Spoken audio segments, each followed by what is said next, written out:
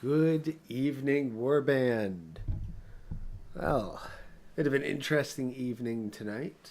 I don't know if we'll have OK Load on for tonight's Tuesday Tech Talk. And it looks like Hammerhand's doing a surprise stream with all the recent events. So we'll probably just blaze through a couple videos here and see how far we get. Because there's been a little bit of extra news in the AI scene, so let's take a look. First, we got Random Gen Z Bastard, Connell McCracken, Sir Yidis, and Cultimus Maximus. Welcome, welcome.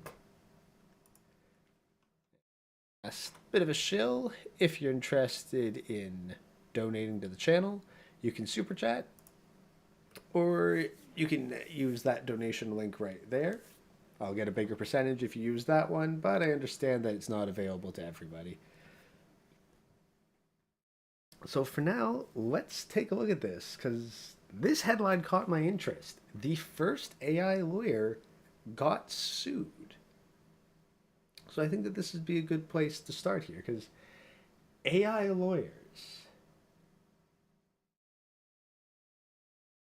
fascinating concept, because they might be useful. But let's get a little more details on this. So hopefully this all comes through to you. Intelligence is coming after people's jobs. We have artists that are freaking out. We have screenwriters that are freaking out. And now we have lawyers that are also spooked. And when lawyers get spooked, they start suing, which is why apparently the world's first robot lawyer is going to be sued. And I am very curious to see how a jury of his peers look like. But all jokes aside, obviously it's not the AI that's getting sued, it's the company behind it, which was providing a very useful and cheap service. You could ask the AI for legal advice, or you could ask the AI to provide you with legal documents. So let's say you wanted to write an NDA for your company. Well, the AI would write one. And this is what happened, and a Mr. by the name of Faridian was... That honestly sounds like a great idea.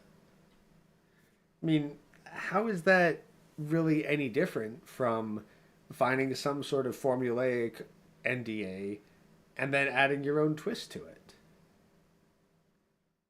Like, makes sense to me.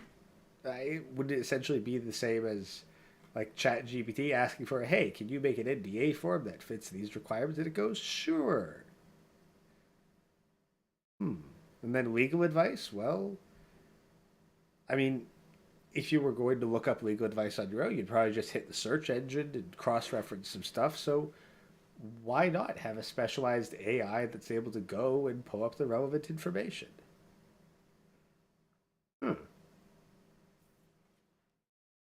This is curious. Let's keep going. Was displeased when finding out that he wasn't getting this legal documents from an actual lawyer, and he was getting it from an AI instead. So this is why he is suing the company, and in my opinion, it is a frivolous lawsuit because the company did make it clear that you are actually talking with an AI, that it is a program which is providing you these legal documents. It is not an actual lawyer. However, this is where they disagree, and they decided to sue the company. But even from a moral standpoint, it's going to be very interesting. Here's some of the resolution here. This is V. Actually, I'm just going to move myself around a little bit so I can actually see his face. Yeah, this is V. He runs the channel, Romanian TV, and also Lack of Entertainment. I like his stuff. Do I agree with everything he says 100%? No, we'll differ on some things. But he usually has an honest and straightforward take on things. So I'd say check his channel out. It gets my seal of approval. For whatever that's worth. Let's keep going. On how this case is going to follow, because when you talk about artificial intelligence, people like to anthropomorphize it and treat it like a person. But it's still a tool, it's still a hammer, it's still something that you use. I do not see the I think part of the other thing is that AI, when we hear artificial intelligence, like, he's right, we do anthropomorphize it. We assume, oh, it's a human that's made out of circuits and silicon and copper rather than flesh and blood. No. Like, even AI, not all AI is equal by a long shot. There's a large difference between like a chatbot, an artificial neural network, and like a simple AI like tree function. I really I couldn't explain all the differences between them because a chatbot is one thing that I'm not entirely certain of how it works. But it's far different from a complete neural network, the same way as, say, getting someone to, uh, what would be the proper term here? Like teaching a machine to learn something through doing. Like teaching an AI to play Jump King, for example, or how to swing like Spider-Man. And yes, both of those are actual things. Or teaching an AI how to drive a car or how to fly. Chatbots, they don't learn quite the same way. We really should do a more in-depth explanation. Maybe we'll see if we can find a video or two on that.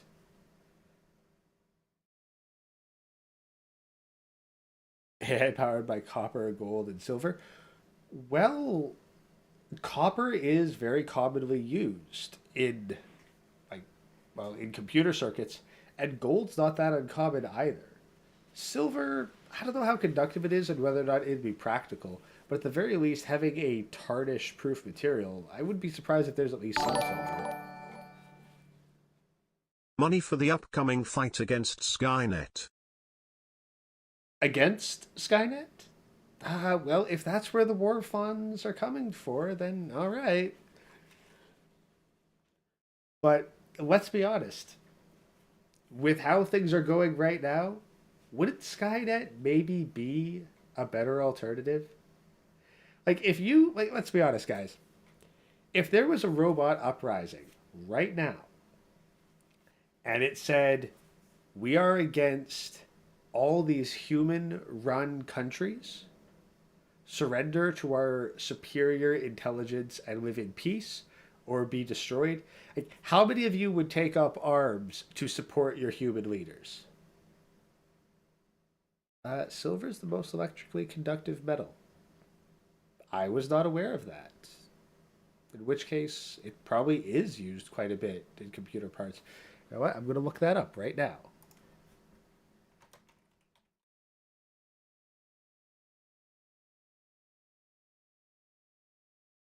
Let us see.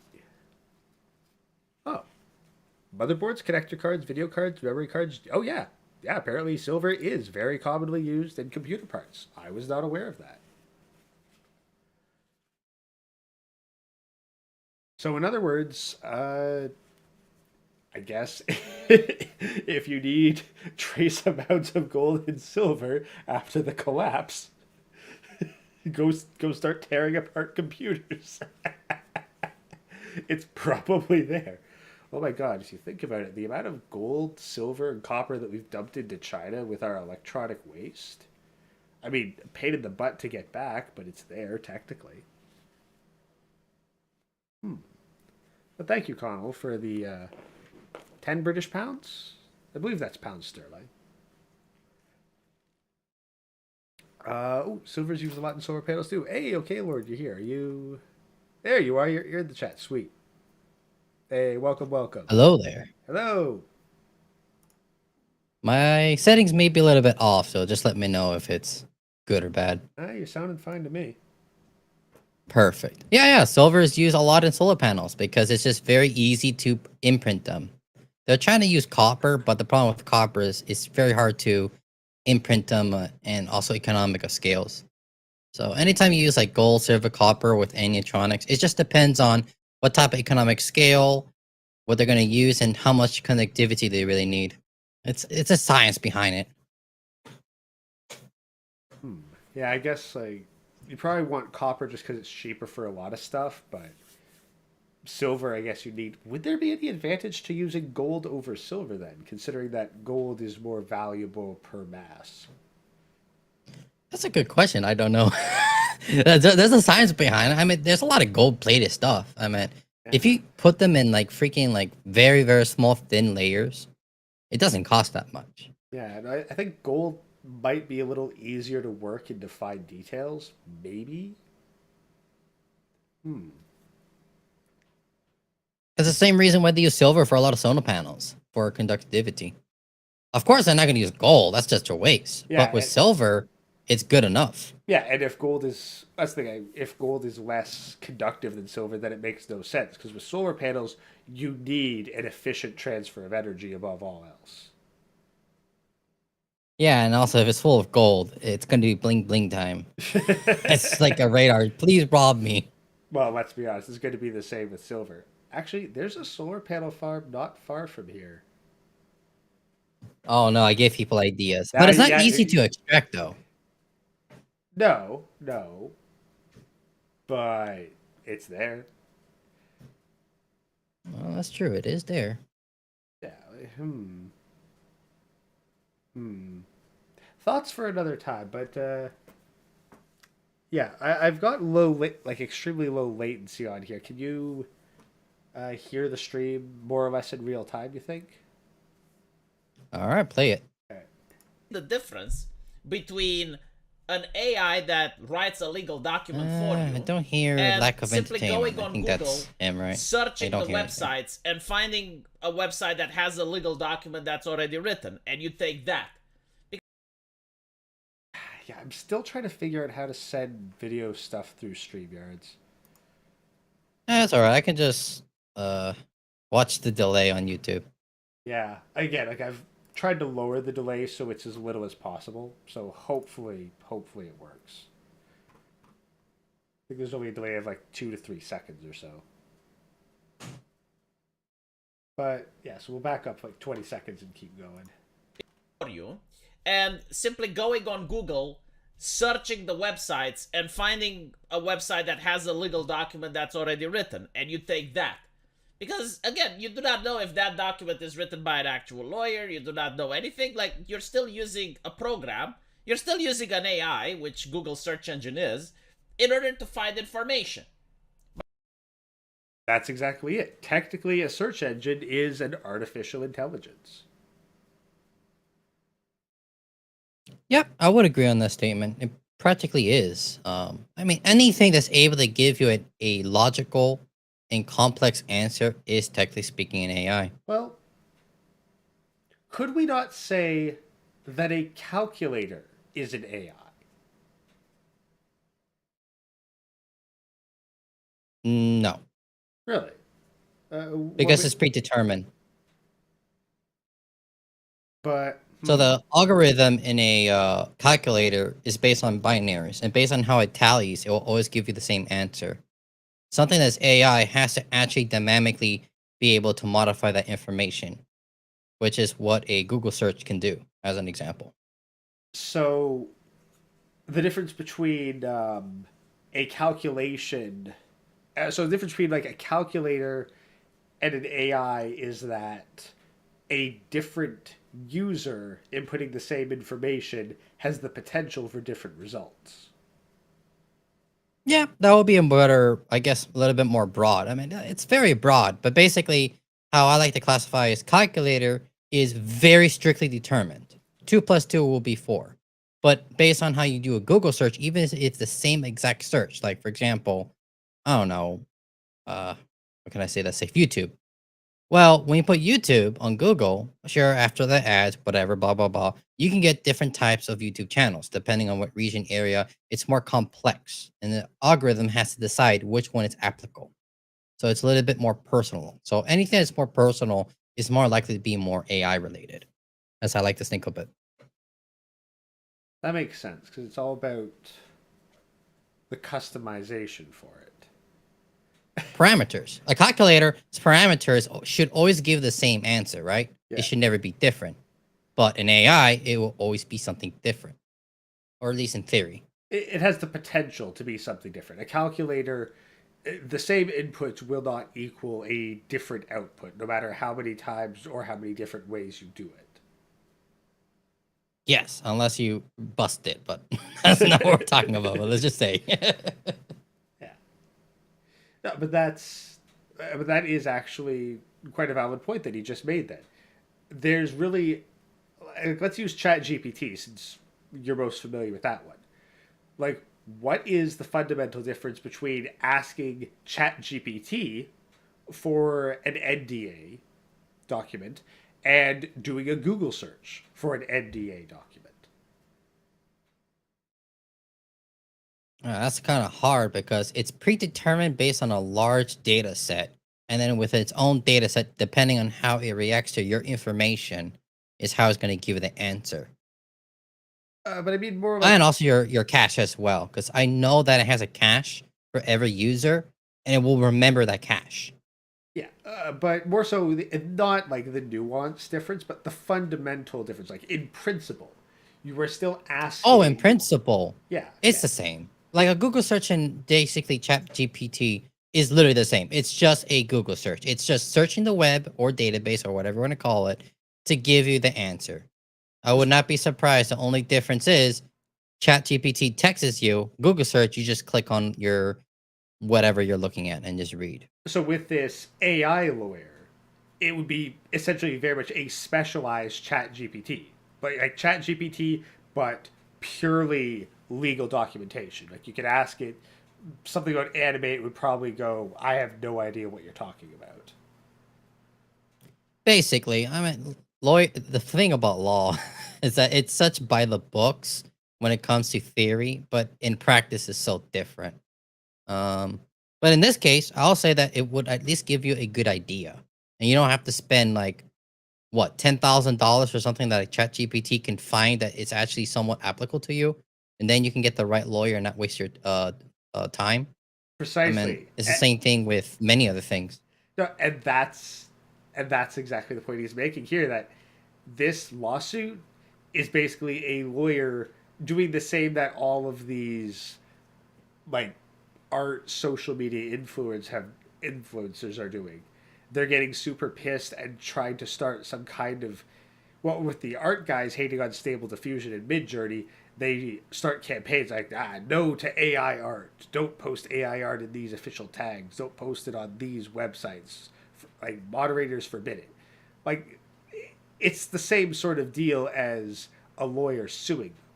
Like, whereas artists try to influence large numbers of people to believe in a certain idea through their preferred medium, lawyers use law. Like, Yeah, I agree. it'd probably be the equivalent of like some musician making a big tiff and like writing a song about how people shouldn't listen to AI music because it's soulless or something. I mean, they already did that when you were able to burn CDs. Like, oh, if you're downloading, you're a pirate, kind of thing. Like, we have gone through this before in history. It's just different flavor. Exactly. Like, geez, and like let's be honest. Like with the whole piracy thing, like people now have access to like music and audiences that before they never would have thought of. Like Well, I, for now. well, for now, but here's the thing: like there were so many different genres of metal. I had no clue.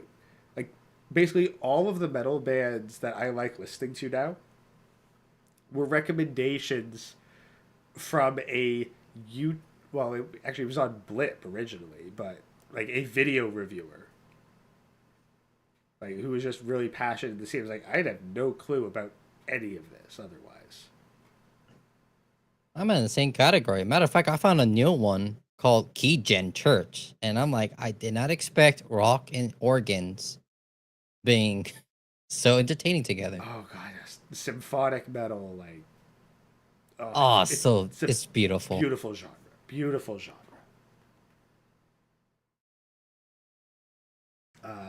Okay, so Connell, AI can be dangerous when the masses aren't smart.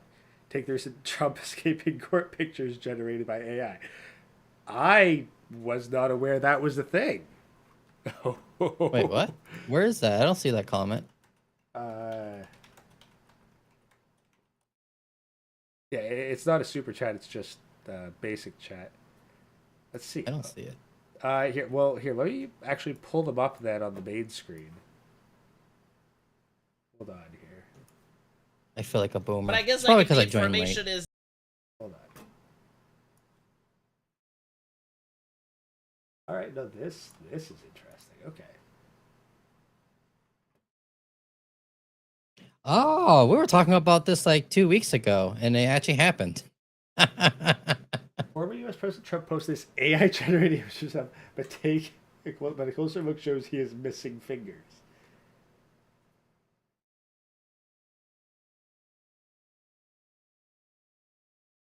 One. Yeah, it's at a glance though. At a glance though, that's convincing.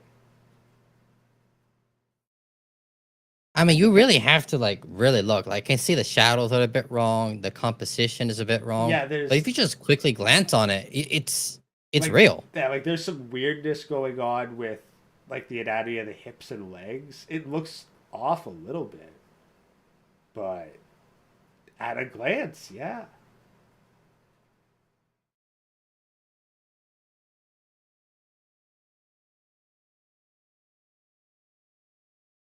Let's see.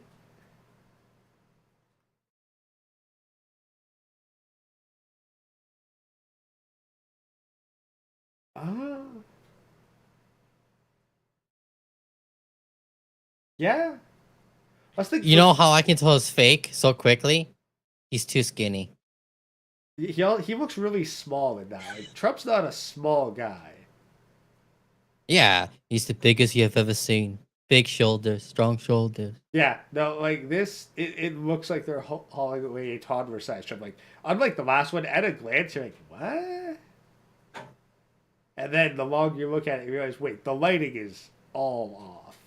Like, the lighting on his face is completely out of place with those around him. And then, yeah, then the arms and the fingers, everything else starts to fall apart. But at a glance, I could see a lot of people being fooled. I don't know. This one I can tell immediately because once again, he's too small. I noticed that immediately. It's like, nope. Yeah, but He got big shoulders. Yeah, but let's be honest. There's a whole bunch of people who want to believe that Trump is actually a super tiny man who just looks big on camera. You got a point. It's like, I knew it. You see, he's a criminal. Like there were like, how many years were they going on about Trump having tiny hands? I don't know. The AI is pretty good at making them look big, though.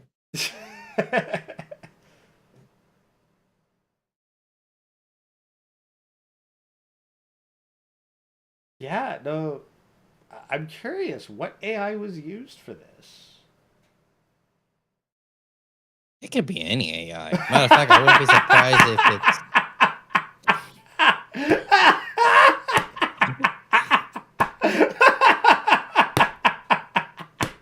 This reminds me of Dirty, like Dirty Harry or something, or Dirty Gun. Nothing to see here. The Naked Gun, yes. Oh God, no! Imagine Donald Trump played by Leslie Nielsen. Have you seen this man? No, I surely have not. Oh, thank you, Donald. This is good.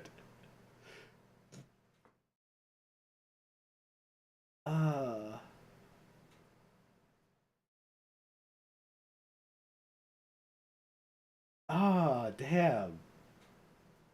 Oh, shit. That's funny. But you know this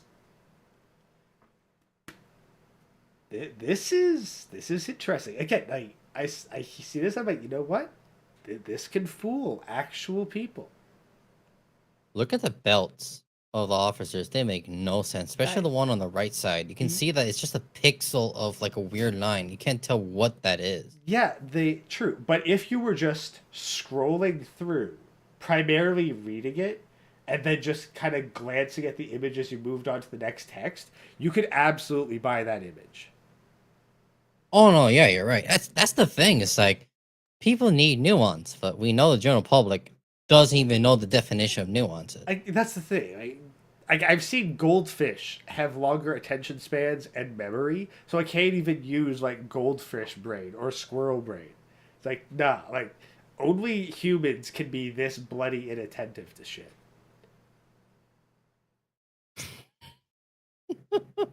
When you can train a goldfish better than a human, you know we fucked up. Like, let's be honest. Who do you think you are less likely to be able to teach to jump through a hoop in a week? A group of people or a school of goldfish? I'm taking my bet on. Damn, I don't know. Hard. I have to really That think you about it. have How to- old? What kind of IQ we're talking about with the average in that group? Okay. Think about. Okay. I love this. Remember how dumb the average person is, and then remember half the population's even dumber than that. Oh God. Oh, I can't say that word. They're They're mentally challenged.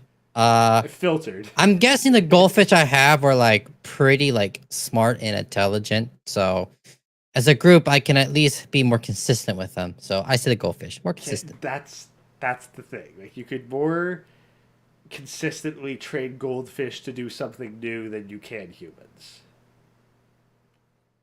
Unless you give the humans a good stick. But I don't know. That seems like the government only has that stick at the moment. Yeah.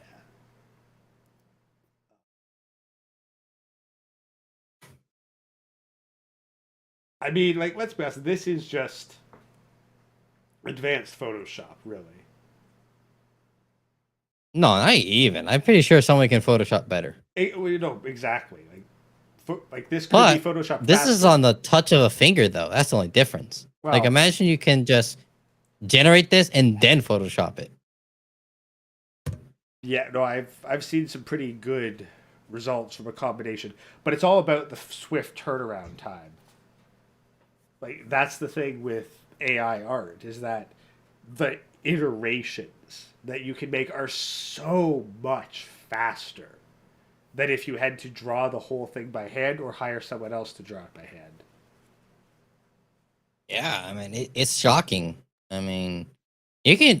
My fear, and it's going to happen, there's no way we can stop this, it's going to come into the court where people are going to use fake evidence as evidence. I mean, well, let's just be frank here. We know the government is doing this for many years. Rittenhouse will be a good example. But other than that, yes, it's going to be a problem where now we're going to have so much digital artists and sorry, when I say digital artists, I mean, I forgot the name, but they're like security experts that can actually tell if they're fake or not. Like, it's going to be a bloodbath in the court system. Yeah, like that's the thing. The thing is, I think that the court is not at all where AI is going to be useful because the court takes so long to actually happen and stuff is so in depth. AI, the biggest advantage of AI is speed. If you were going to And the falsify, government is not known for that. well, That's what I'm going to say. The court system is going to get a slaughter because they're not going to update fast enough. I mean, for God's sakes, when you upload images to most courthouses, it has to be black and white. Black and white. You got a photo of something, you got to make sure it's black and white. Most courthouses, it's beyond stupid. Generally, yes.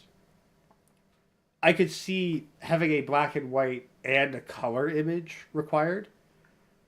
Because black and white, you do get a lot more perception of details.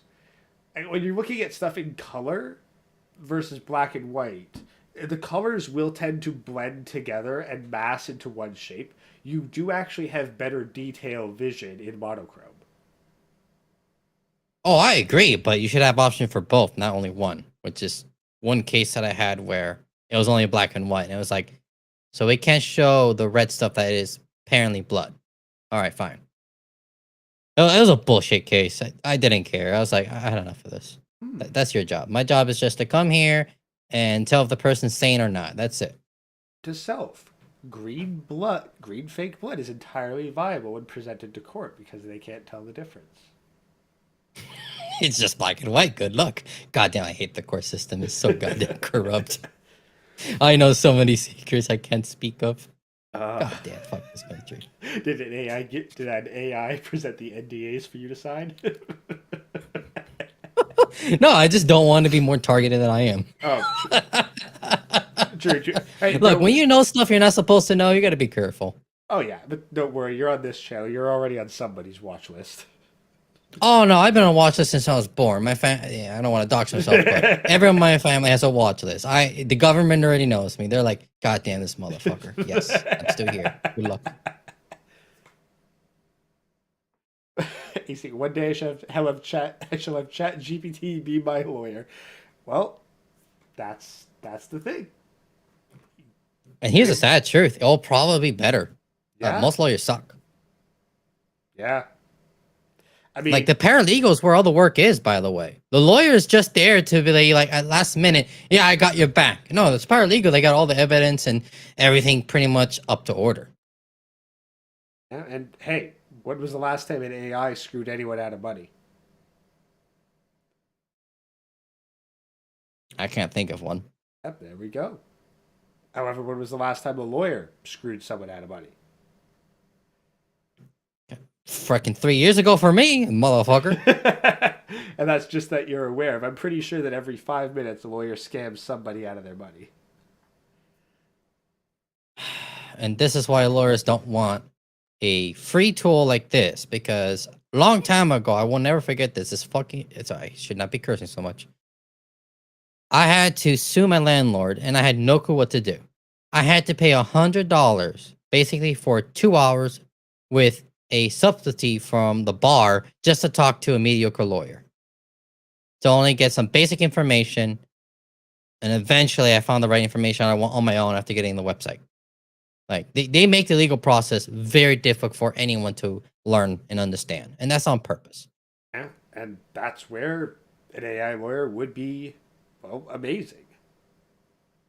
Yeah, it will go through all the bullshit so you know exactly what type of lawyer you need, how to represent your data, because this is how I see it could be used for a benefit.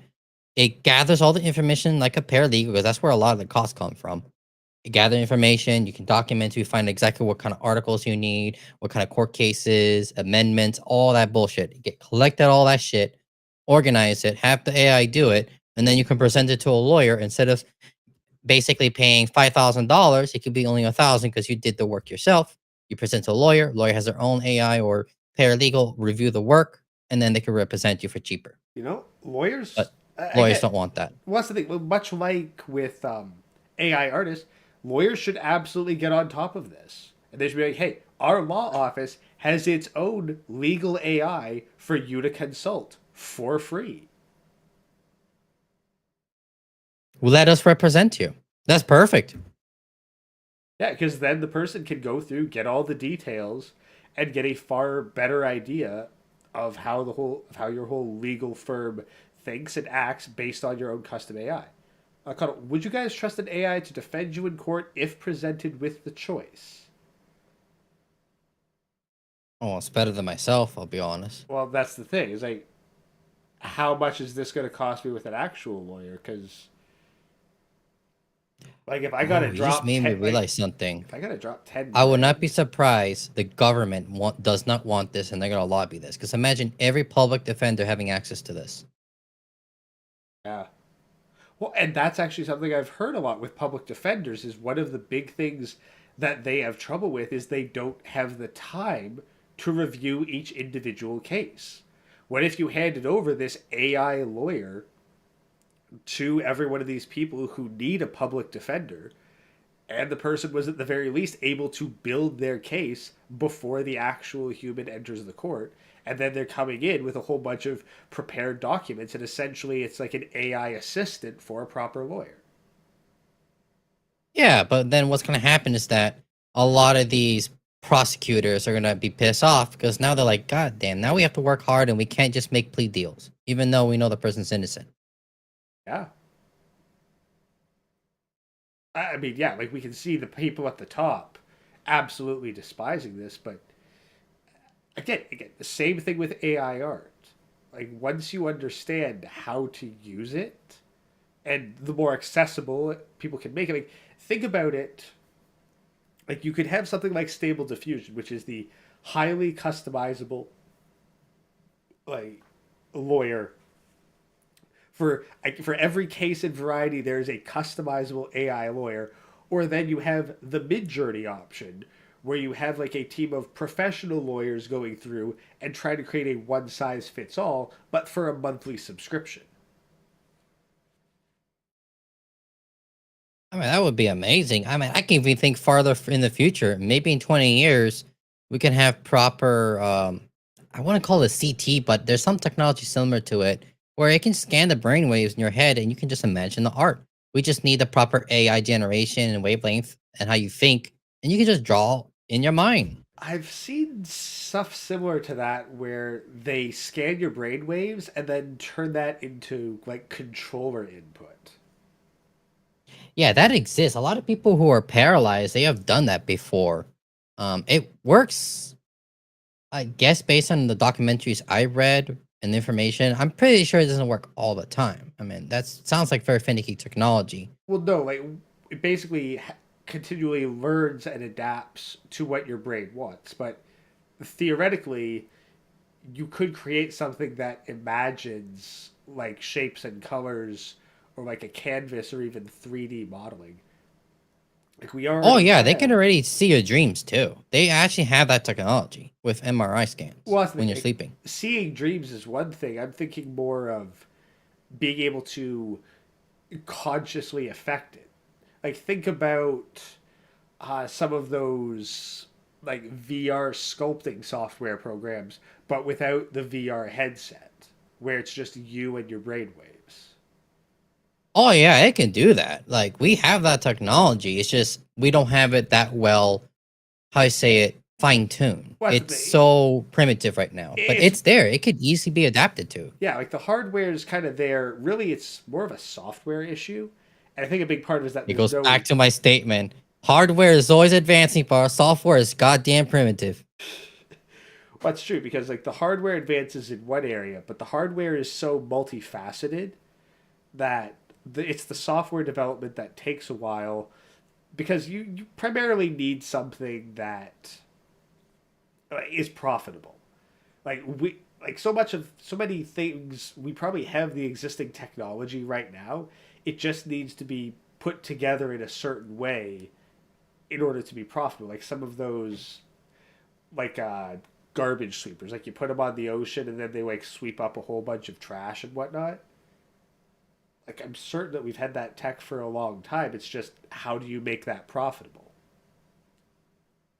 I think it's not only that. There's another factor to it, and that's monopolies. Like we have a huge monopoly in tech. I mean, we're on one right now. True. Although But you have a there's point. Money is a factor, though. there is some related news to that actually, which as a VTuber is somewhat relevant to me. And maybe we'll see if we can get through this video and then I'll pull up that one because it was interesting and I think it just dropped today. Because I would like to go into it, but it wasn't quite about AI. It was more VTubers. But hey, screw it. It's my show. I can talk about what I want. All right, you got the power. Anyway, but we'll wrap this one up first. So we'll keep going. It's done in a way that's more fast, more accessible, and it talks like a human being, then people start anthropomorphizing and they freak out, right? So this particular case is definitely going to be interesting, moving on and seeing how people are going to interpret. I mean, honestly, if you hooked up the AI lawyer to a simple VTuber model, and then with some text to speech feedback, Yeah, it would work. I mean, it would be better than most lawyers. So yeah, why It, not? it would. That's the sad thing. I mean, here's the biggest fear: is giving AI human rights. Like, once that happens, we are beyond screwed, and for Here, many, many legal well, reasons. okay. Here's the thing, though. Like, giving AI human rights, what would that even entail? Like, are we going to give AI the right to vote? What I mean by human rights, I'm basically saying, oh, this bot is sentient, even though it's not. And they're going to use it as a legal loophole to represent, for example, lobbyists, or maybe use some type of legal system that will either dox or pretty much screw people over, saying, oh, no, this person's allowed to have first right of whatever amendment. What's the first one here in America? Oh, right to have free speech. Yeah, first. Imagine a bot spamming all the time, but it's protected. That bullshit can Well, happen. well, Like, okay, here's the okay. thing. What I'm saying is very abstract and broad and far in the future, but that is a possibility. Imagine the disaster if we have bots that are in that category and just bullshitting everything. Okay, but technically, like a human can go out in public and start screaming random bullcrap. It's not like they're completely protected. Like people can start saying crap Well, on my yeah, you channel. have a Like, point. I'm just basically giving an example. Like, for example, this AI robot here. Imagine it has human rights and is able to represent you. Okay, that's a good situation. What happens when a government or corporation want to make their own bots to put their agenda? And you know these corporations have way more resource than us. well, I mean, look at the gay agenda. let's be honest, they already do. Yeah, but imagine it even more. Like, Even far more. Like, imagine 20 to 100 times more. That's what I'm trying But to that's say. the thing. What do we even realize now? Like, we already have bots being used en masse to shift public opinion by pretending to be humans and giving false engagement. Imagine giving it human rights. And it can pretend to be human. But I don't even know what human rights would entail for an AI. Me too. I'm just saying that it's gonna happen. Someone's gonna put that argument. I'm thinking like a leftoid. Thinking like a leftoid, it ain't gonna be concrete when it comes to, answers or information. But I know it's gonna come. Yeah, like, to be honest, the thing is, I think that, like, let me look up, like, what some human rights would be.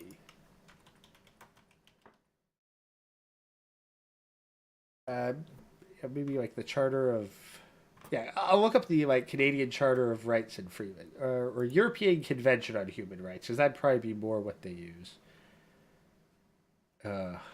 God, freaking half screens. Zoom in. And the funny thing is, if this were to happen, it will probably have more rights than any of us. Yeah, like, okay, so like one, right to life.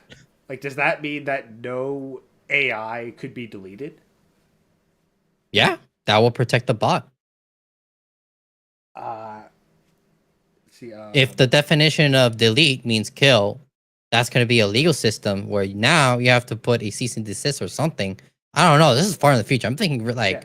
100 years or maybe 50 years. like prohibition. If we don't go to nuclear war, of course. Yeah, like prohibition. That could be a complication. Yeah, like prohibition of torture. No one shall be subjected to torture or to inhuman or degrading treatment or punishment.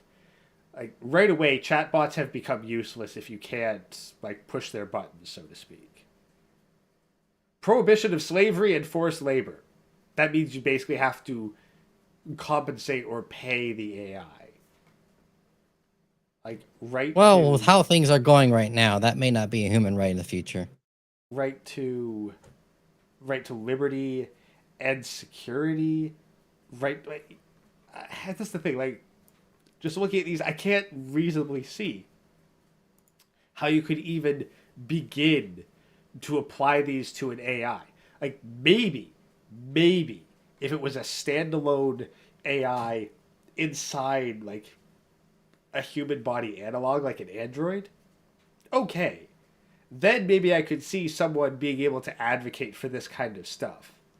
But You may as well try to give human rights to the computer programs in Tron at this stage. Oh no, I 100% agree. I'm just saying in the far future, some way they're going to use this as an advantage. Because at some point, we're going to have the argument of when is an AI sentient? I think And what's going to some happen. leftoid is going to try to put their waifu, and then some government agency is going to probably take advantage. Because here's the thing, everyone wants to eat the cake and have it too. It's They're going going to to. find a way like feminism. You know what? I think here's how it's going to start. The sex bots. They're going to create the fully sentient androids, and they're going to use the sex bots to get them in. They're basically going to start advertising them as multifunctional sex bots, get all the men super attached to them the same way they did women, and then it's going to be not feminism, but mechanism. I like that one. Mechanism. Like the machines will be the new women. It'll probably be better in the long run, in my opinion.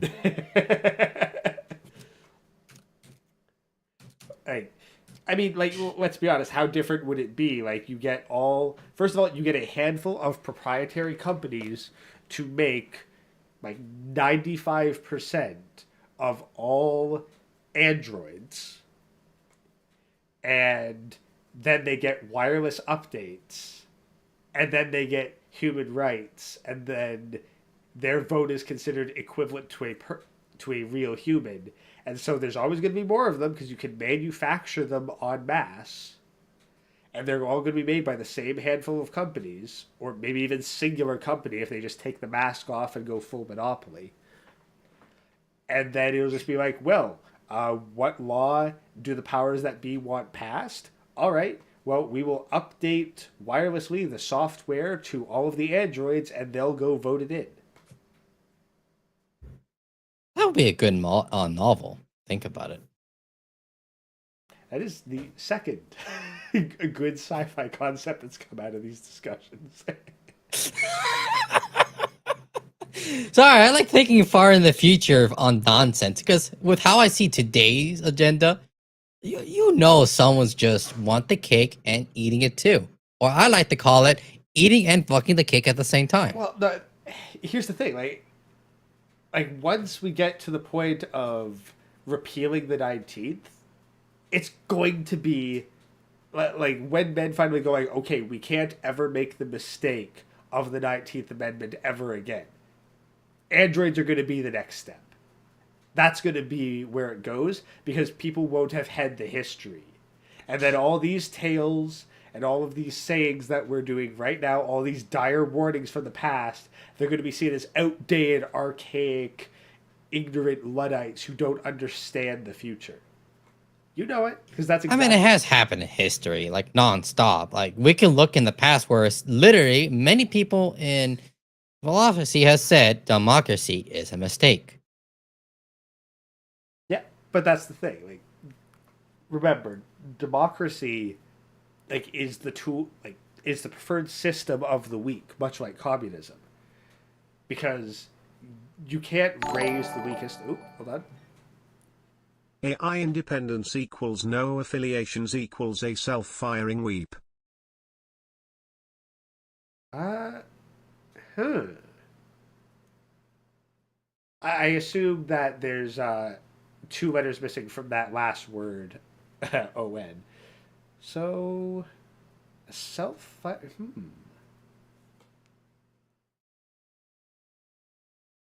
Well, that's the thing. The AI, by having no affiliations, not necessarily. AI still needs to be created by humans. And so, whoever the creator... Technically, it's always built by a human. Yeah, but the creator of the AI is going to know it better than anyone else. And that's what's really going to make the difference. Because, like, let's be honest, would you trust an android manufactured by Google?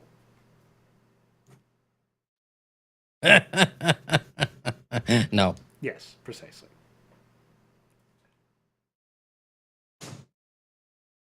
Yeah, no, like back in Cultimus, the Bible warned us about all the shit that we're doing wrong today. Like, we're going to be looking at, like, Isaac Asimov the same way that we looked at the Bible. We're like, oh, these Luddites from the past, they didn't actually have this. They don't know how it's really going to go. And then a century later, holy shit, it went exactly how these people in the past said it would. I wonder if they could actually, be trying to warn us and had been able to look ahead. You know, the Bible, the real Bible. I'm not talking about the ones nowadays. Like the real one, as in not censored, translate properly, not full of all this woke bullshit. Because unfortunately, I have seen Bible books that have been wokenized. Oh, yeah. Yeah, I know. The real shit is good. Like, you don't have to take the story literal. It's literally a metaphor. Use the metaphor. Get it? Although, AC, if it learns that a program has no viability when it does after it learns, well, it's not about liability per se. Like, it's more so that the programmer is going to understand what stimuli it learns from better than anyone else, and it will be able to introduce it to more effective stimuli to get it to think the way that it wants, more so than someone who's encountering it blind, so to speak. Actually, we already have some legal cases with Tesla. For example, who's liable when the AI crashes a car? Is it A, Tesla, B, the other driver, or C, the current driver? So why am I putting the other driver in this category? Well, sometimes the driver did something stupid, right? What if the other person was drunk? Or what if the driver itself was drunk, but it was being driven by Tesla? There's a lot of legal issues there around that situation. Now, the obvious one is if the driver is drunk and driving with Tesla and Tesla driver is driving, it doesn't matter if the AI drives 100%. The driver's drunk, going to prison. But if the person's not drunk, and now we get to this weird situation, who's responsible? Most insurances and legal system will say the driver themselves are responsible. So based on that precedence right there, and it does, usually anything the AI does that's wrong, the company or programmer is responsible at this moment. Well, if the driver is responsible, then I guess here's the thing. What happens when there is no driver?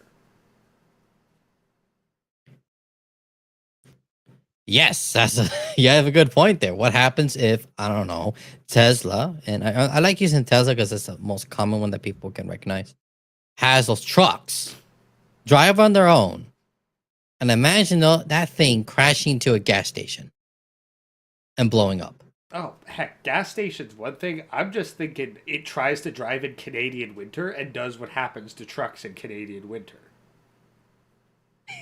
Tip over. Oh, they freaking flip.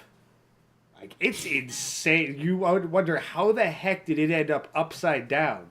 But when you're going 100, 120 on, like, snow, basically, and you try to turn, yeah, you flip.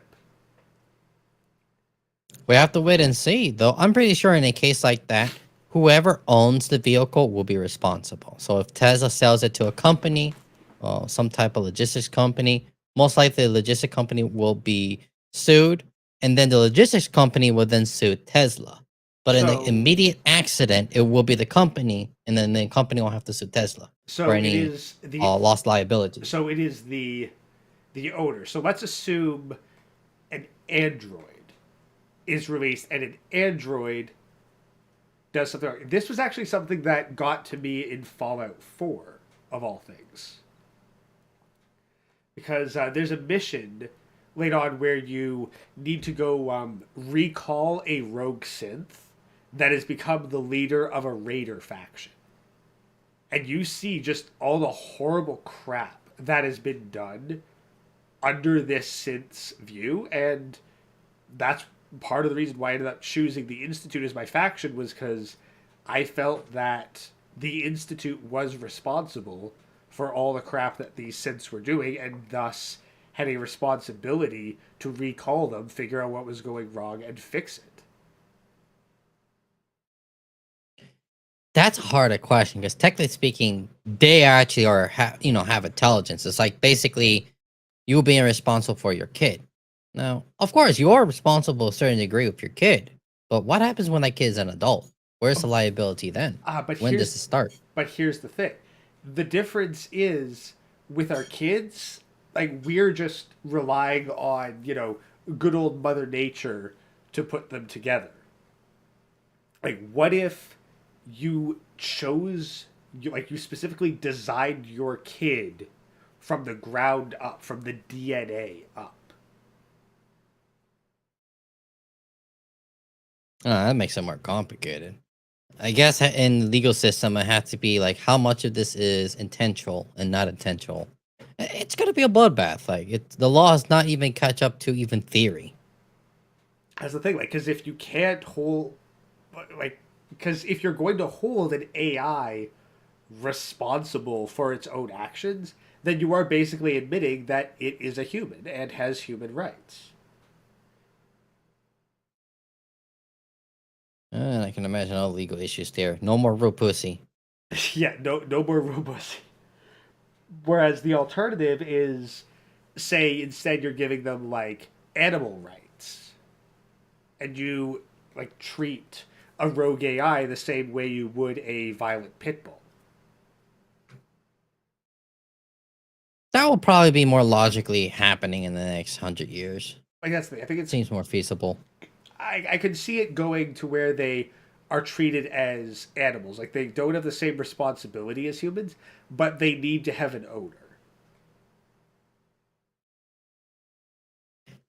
I think that's better than human rights. But you know that's gonna happen at some point.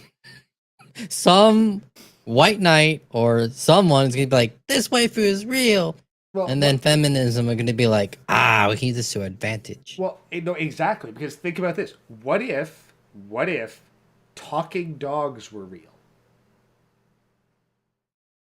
Oh, I would love that. I would No, just get the best talking dog better. but here's the thing: if talking dogs were real, and it was common knowledge that talking dogs were real, and you could hold full-on intelligent conversations with them the same way that you can in storybooks, how long before it was advocated for these talking dogs to be given human rights?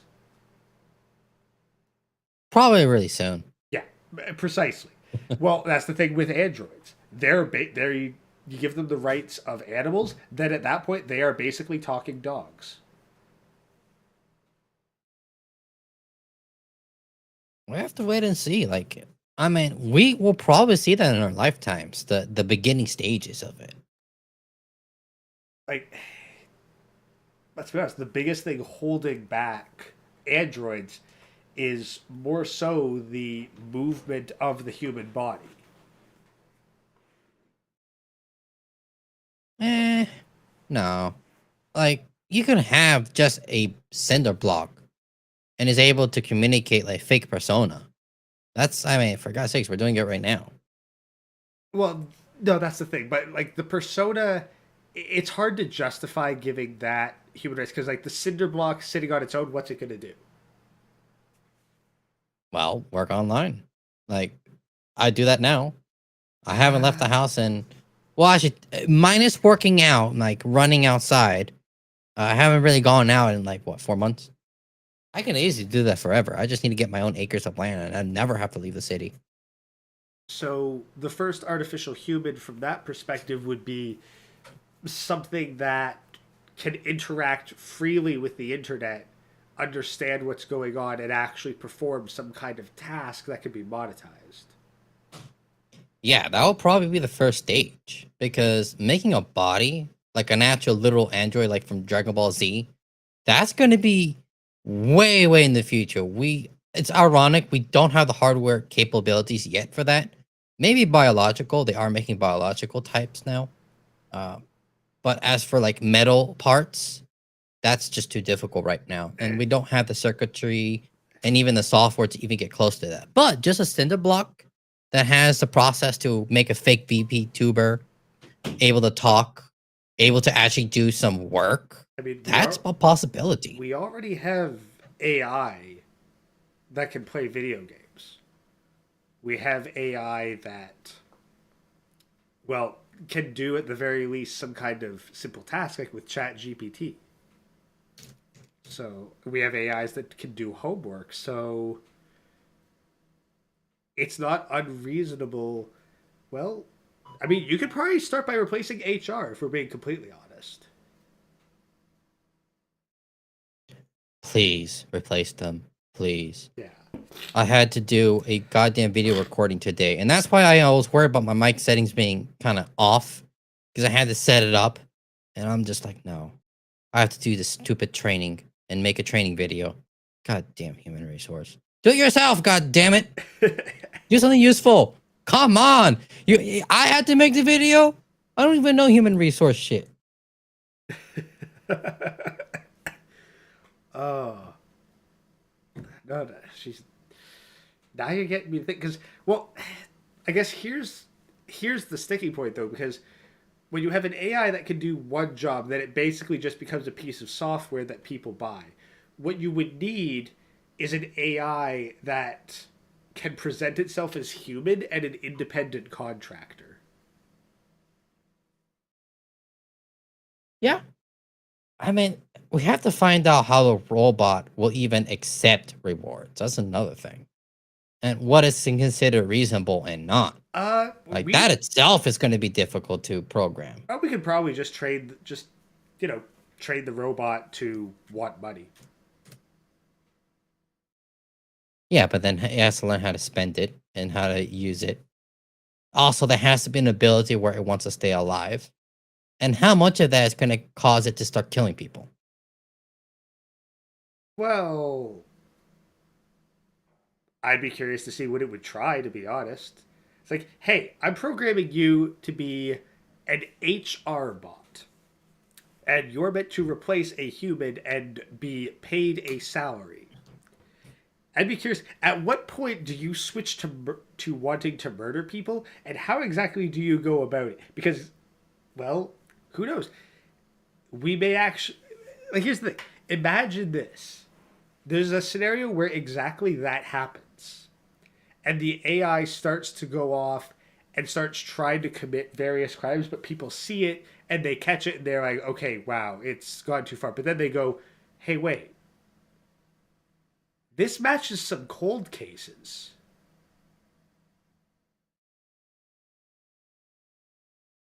Ooh, Skynet is online. No. What you find out is that actual humans did the same thing that the AI figured out how to do. Oh, well, yeah, that's probably going to happen. It's if we're talking about an adjoint that is actually able to like learn or any kind of system, it's going to learn that. Heck, even without human interaction, we already have AI designs where they do that on their own. Not programmed to kill anything, just programmed to pick up little batteries to stay alive in the virtual machine. They will literally stop each other from trying to get the power and try to hoarder it, knowing that it will kill the other one. But here's the thing. That's where I think it could be useful, because you have it replace a human covertly, and then you can study its behavior with all the analytics. And thus it allows you to find where actual humans are taking shortcuts or committing crimes. You know, this reminds me of like Psychopaths. It's an anime, I forgot the name of it. But basically, they have technology or AI to predict someone doing a crime before they do the crime. Like Minority Report? Is that it? Minority Report? That wasn't anime. I think Psychopaths is an anime that probably does the same thing. But Minority Report, I think, was a novel first, and then a movie, and then a game that used that exact sort of concept. They had precogs who would foresee crimes, and then you'd arrest people for crimes that they were going to commit. Yeah, that would be it. Yeah, no, exactly the same thing. You're right. So yeah, that's a possibility. Yeah. So, but here's the thing: like, if you set up a simulation to watch an AI do something, you could probably figure out what humans probably did, given the same set of stimuli. Maybe. The reason why I say maybe is because that is a lot of processing. I mean, maybe in 100 years, yeah, that's definitely possible. That's what we're basically talking about.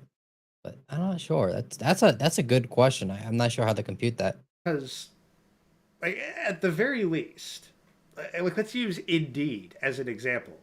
Like Indeed has its own sort of AI because if you're applying for a job on Indeed and it asks, okay, well, how much experience do you have in XYZ? If what you fill out there does not fit the stated requirements in the job application, it doesn't even send what you have to HR. The AI. That's right. We call it the ATS system. Can you elaborate? Automatic ticket system. Or automated ticket system. Basically, anytime you put an application to the ATS system, it will track it. It will also see how good fit you are for whatever job based on whatever keywords or parameters they put in it. And then it goes to the human. Yeah, but here's the thing: like, it just straight up bids bids it, even though a human might go, well, they don't quite fit this requirement, but they're still good enough to at the very least try. So that's the thing. Depends. If we're talking about a modern system, it doesn't go to the bin. It goes to somewhere even worse. It goes to the bottom pile that will never be reached and is constantly there. It might as well be worse because every time you reapply, it may think that you're the same person and just put you down in that same position. You're better off at being deleted. Oh. Yeah, the ATS system is one of those things where they're constantly modifying and tuning. Long story short, you got to make sure that it's AI readable. No tables, no formats. It is very vanilla. This is why every time you go to any resume maker that actually knows a shit, keep telling you no tables, and it's just vanilla. It's so boring. Yeah, because I think you are probably trying to present your stuff nowadays to an HR AI before it even gets in front of a human. Yeah, no, it sucks. Like, I literally teach my students how to navigate that system because 99% of applicants are either going to go to the bin or they're going to be on the list. Yeah, that's just one problem. You're on the bottom that will never be reached. Ever. Like, at some point, the recruiters or hiring managers are just going to look at the first 10, 20, and that's it. Whoever's in the below that, well, we'll see if we hire anyone. If we don't hire anyone, it's going to stay there for years. I have actually gotten calls from Marriott because I haven't done front desk in many, many years. And I still get calls for them because their ATS system still has me in the system, even though it's been 5 years. 5 years. Motherfuckers won't leave me alone. Huh.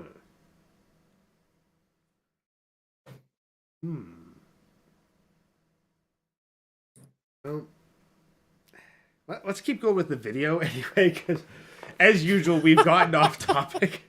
Oh, it is a nightmare thinking of how the heck I'm going to try clipping this stuff together later. So, My fault. no, that's the thing. It's good content. It's good content. It's just disorganized. I need.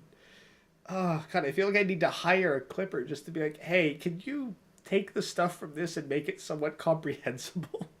Because otherwise, I gotta re-listen to this, and I don't have enough hours in the day to go through all the streams I do in a week and chop them up. This is why Chronic does segments that he records. He's on the ball regarding that, but Yeah, but he got experience. yeah. But I like the anecdotes. But let's see if we can't get through this 8-minute video. Oh no, let's The begin. use of artificial intelligence. But here we have the CEO, I believe. That's Joshua Broder. Yes, the CEO of the company that has the world first AI. And he is saying that the reason he actually created this service is because he is upset with the way the law functions in the United States. In a recent Facebook settlement, for example, a lawyer made this sum of money, while the minority of consumers made only $875. And he's basically saying that the lawyer charged them a lot for claim forms, for legal documents, and all of this money could have actually gotten to the people. So he wants to create an AI which can write these forms, write these legal documents, and you can see why the lawyers are very upset about it. Because at the end of the day, it's still a piece of paper, but they charge money. They charge a lot of money for it. So Mr. Joshua Browder is very upset with the way things are going, and he wanted to have this product for the world in order for the average Joe to have access to cheap legal systems and cheap legal documents. And of course, the lawyers are infuriated by this. So, this is why he is getting sued. Time and time again, the only people who win from lawsuits are lawyers. So I wanted to do something about it, building the Do Not Pay robot lawyer to empower consumers to take on corporations on their own. I mean, this is another problem that happens, right, with the legal system, is that the little guy has to pay the lawyers for these forms, for these, legal documents, and it can be very costly. So the little guy can end up not having the money to fight with the corporation, even though he is in the right. Because the corporation can just swamp the guy in paperwork. And this is actually a tactic that's very often employed in the legal system. Like, the more I hear about this, like, the more I like it. Like, personally, maybe it's just because I'm a cynical bastard about all this, but I gotta wonder, how does Mr. Joshua Broder profit off of this? There's two possibilities. One, he doesn't. Or two, it gets more, I don't know, clients maybe. Maybe more free advertisement. A lot of law firms tend to do a lot of free advertisement. I think they call it for bono. Pro And with bono. for bono, there's multiple benefits. Like, it's good for your company. I forgot there's like some system where you have to do for bonos. I'm not a lawyer, so don't quote me. But there's a lot of benefits doing that. And that could be one of them. Like, that's the thing. That's where I was discussing earlier, where an actual law firm would put this kind of thing together and use it to get people familiar with and trusting their law firm. I mean, I'll trust his law firm already based on what I'm hearing. Yeah, and like, let's be honest, he's probably a lawyer of some kind. There's no way that this is just some tech dude. At the very Or even least. better, a combination. Yeah, like, oh god, a lawyer and a programmer. Oh God, burn it.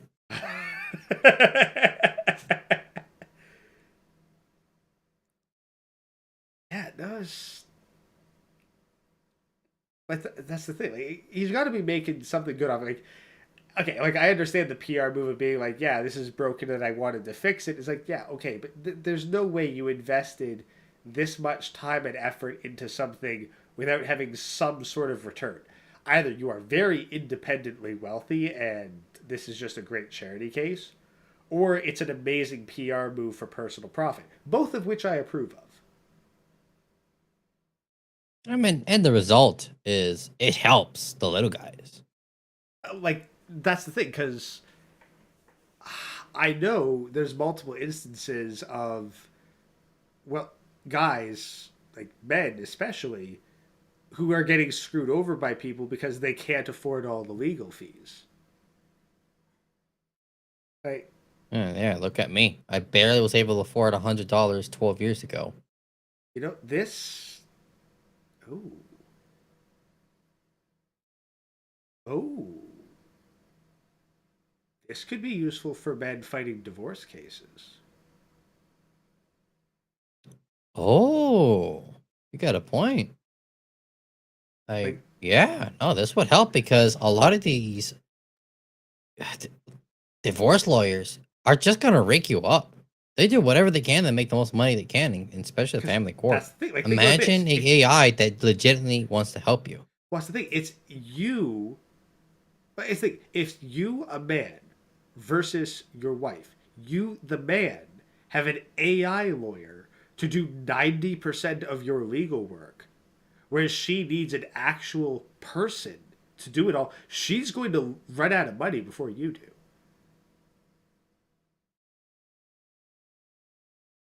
I like that. Yeah, no, that will help a lot with the legal system. I mean, look, I know the reason why a lot of people don't want this is because it doesn't benefit them. A lot of this will benefit the little people far more, like a public defenders that actually want to help people, and there's a lot of them, by the way. This tool helping people get proper representation is a game changer, beyond a game changer. There's so many people that I've seen in the system that I honestly believe they're innocent. And even if they're not innocent, there's not enough evidence. It has to be It has to be 100% concrete evidence. If it's, for example, oh, it's a he said, she said, I don't believe any goddamn shit. I want some video evidence. I want some witnesses. It's just a he said, she said, I don't believe shit. Zero. Nada. Yeah, or at the very least, like maybe 10% of what you would have paid otherwise. I mean, at the end of the day, what makes the legal system impossible is the money. This will help it tremendously. Not just the money; it's the action economy. This is where, like, because again, this is where AI really, really shines. Is the action economy? Because here's the thing: like when I'm making thumbnails, the thumbnail for this video, for example, I have a whole bunch of other things going on the computer at the exact same time. Like I'm pulling up the videos, I'm arranging where everything's going to be, I'm double checking my VTuber model at the same time. The AI is drawing the thumbnail. So that all I have to do is take the final image, resize it in Photoshop, change around the text for the font, and bam, post it. Alternatively, if I was to try to draw this thing by hand, I wouldn't be able to do anything else. I would have to devote 100% of my attention to drawing the image. Instead, I could just offload it to a certain chunk of memory and have it go ham. You have a good point. You don't have to spend, I don't know, $10,000 on an art team just to get one thumbnail right there in the instance. Yeah. But like you said, an AI with the action economy, it's just right there with a click of a finger. Like, here's the thing. This is the kind of thing, like, people could get an AI to put together their documentation while they are doing other work.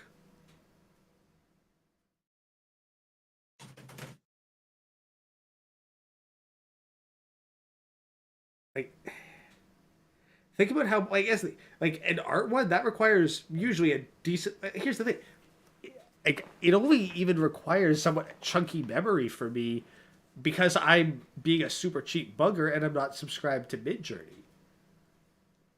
Like, let's look at the equivalent with this lawyer thing. Like, even if it required a somewhat beefy PC, if you had it installed locally, if it's on a server, you could probably use it on like your cell phone or a cheap laptop. You could have an entire computer just dedicated to being your access point for your AI lawyer while you use your main computer for doing work that makes you money. Yeah, that is such a possibility. I mean, companies are already trying to do that as we speak. Like, think about it. Like, you can probably get a cheap laptop for like $500 to $800, something like that. More than enough to operate something that's on a separate server, because you really just need the access point. Well, let's see if that's available in the future. We got some weird legal laws happening right now. Well, no, that's the thing. It's not like you need it on the computer. It's just that maybe you'd want a separate computer to be running stuff over the internet while your work computer doesn't have to deal with any of that. I mean, there's nothing saying that you couldn't do it in the background. Like, for example, if I wanted to use Thumbs with Midjourney, it would save me a whole ton of RAM and GPU stuff. Oh no, I agree. I'm just saying about like the current like weird TikTok ban and when they're trying to put some very similar patriarch acts. Also, but that's sorry, I'm getting off topic, yeah. But that's maybe for another time. Yeah, if we wanted to talk like TikTok stuff, like if you have a subject that you'd want to talk on during one of these streams, let me know. Like I'll absolutely go for it. But probably next week. I still got to get more information because based on what I'm hearing, they're trying to ban VPNs, put digital ID, which everyone's already aware of that. Like they've been trying to do this for many years. So let's see how it goes. Well, here's the thing. Like, okay, maybe they can ban VPN companies, but what's going to stop me from using Tor? Your provider. How's my provider know I'm using Tor? So basically, how do I explain it? There could be a time and point, not now, but maybe in 5 or 10 years when the government like gets things together, that they're gonna force these providers to pretty much know what these packets are. Like for example, oh, you're trying to use a VPN. As your provider, I want to see that. I don't care if you have encrypted tunnel. If I don't see it and I can't understand this data, you're not getting any access. Matter of fact, we already have technology like that right now. Notice that Comcast has something called Next Firewall, where it will block viruses before it even hits your computer. That's actually an advanced way of them basically saying, hey, we know what's going in and out of your system Considering that you allow us to view. Like, I don't have Comcast, so I'm not aware of it. No, I'm just giving an example. Yeah. Like, the technology is there. They just have to implement it. It's similar to what's happening in China. In China, what you really need to do is actually know a lot of IT stuff. You got to find the access point. Like, yeah, it is possible. But it's going to be very difficult. Extremely. But sorry, I'm going way off topic. Like, I'm not 100% sure how it's going to work. That does sound like a good discussion for another stream, though, because, I don't know, AI news has been a little slow this past couple weeks. The call to effects is how much to create a server? It depends what... Cheap. Yeah, it depends what you want it for, because they're fairly cheap. Like, Yeah, I mean, we're in a new era where just your computer right now, or even your phone, can give you a very basic server and get what you want. Yeah, Like, obviously, if you're talking about Bitcoin or mining, that's a different category. But for most users' decisions, you probably just need 1 gigabyte of RAM and a very slow CPU, and it'll do it for you. like I run like the Conan Exile server that I've got for like $14 a month. And that's probably on the higher end because it's, I don't know, that's probably a higher end thing too. You can probably get them for a fraction of that price. I'm telling you, hardware is amazing. Well, like, Moore's law for hardware has still been strong, just not software.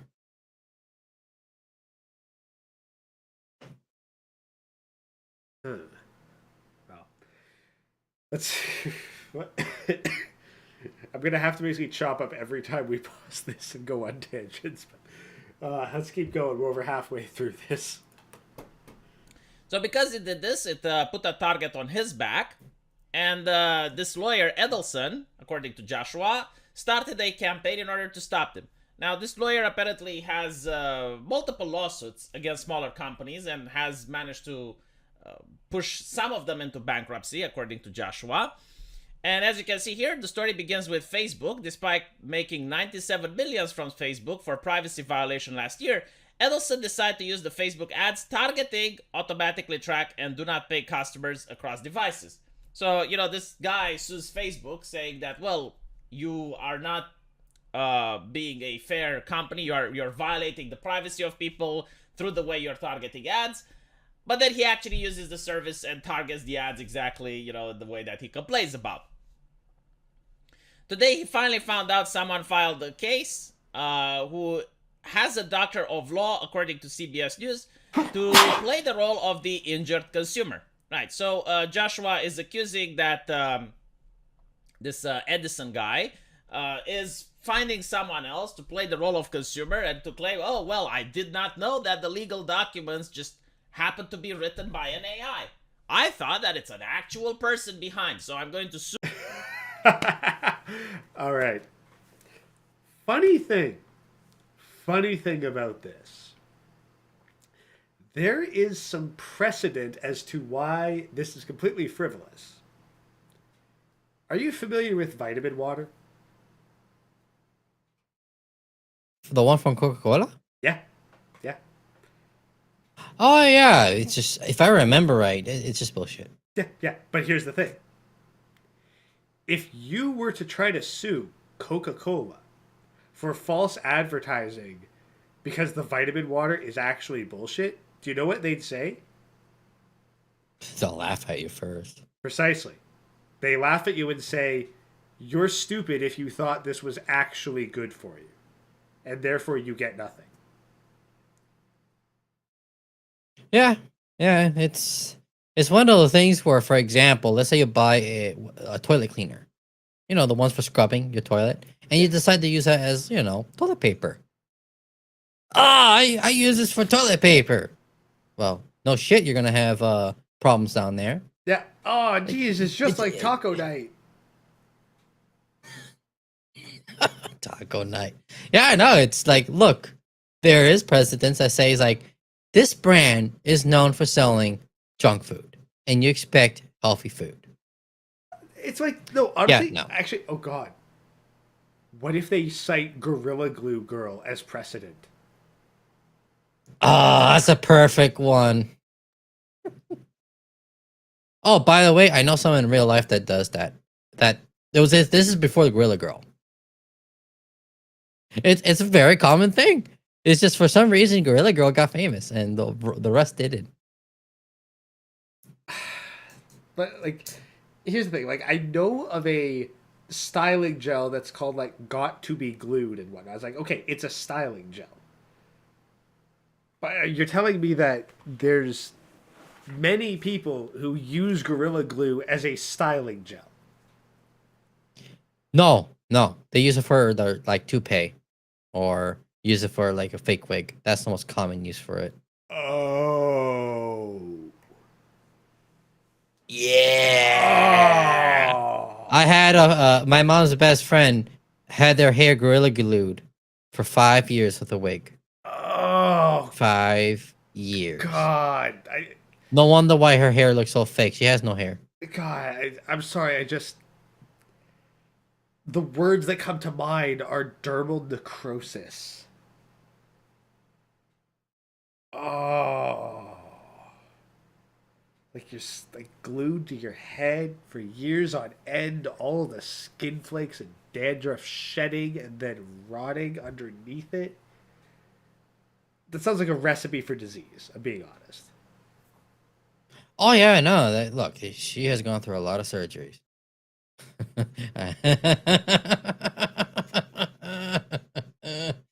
No wonder why she smelled like death too. I mean, she's alive, and she has nothing but fake hair now. Heck, people can survive being scalped, apparently. So, yeah, no, I could understand people living with dermal necrosis, but it's basically like, what if you didn't shampoo ever for years?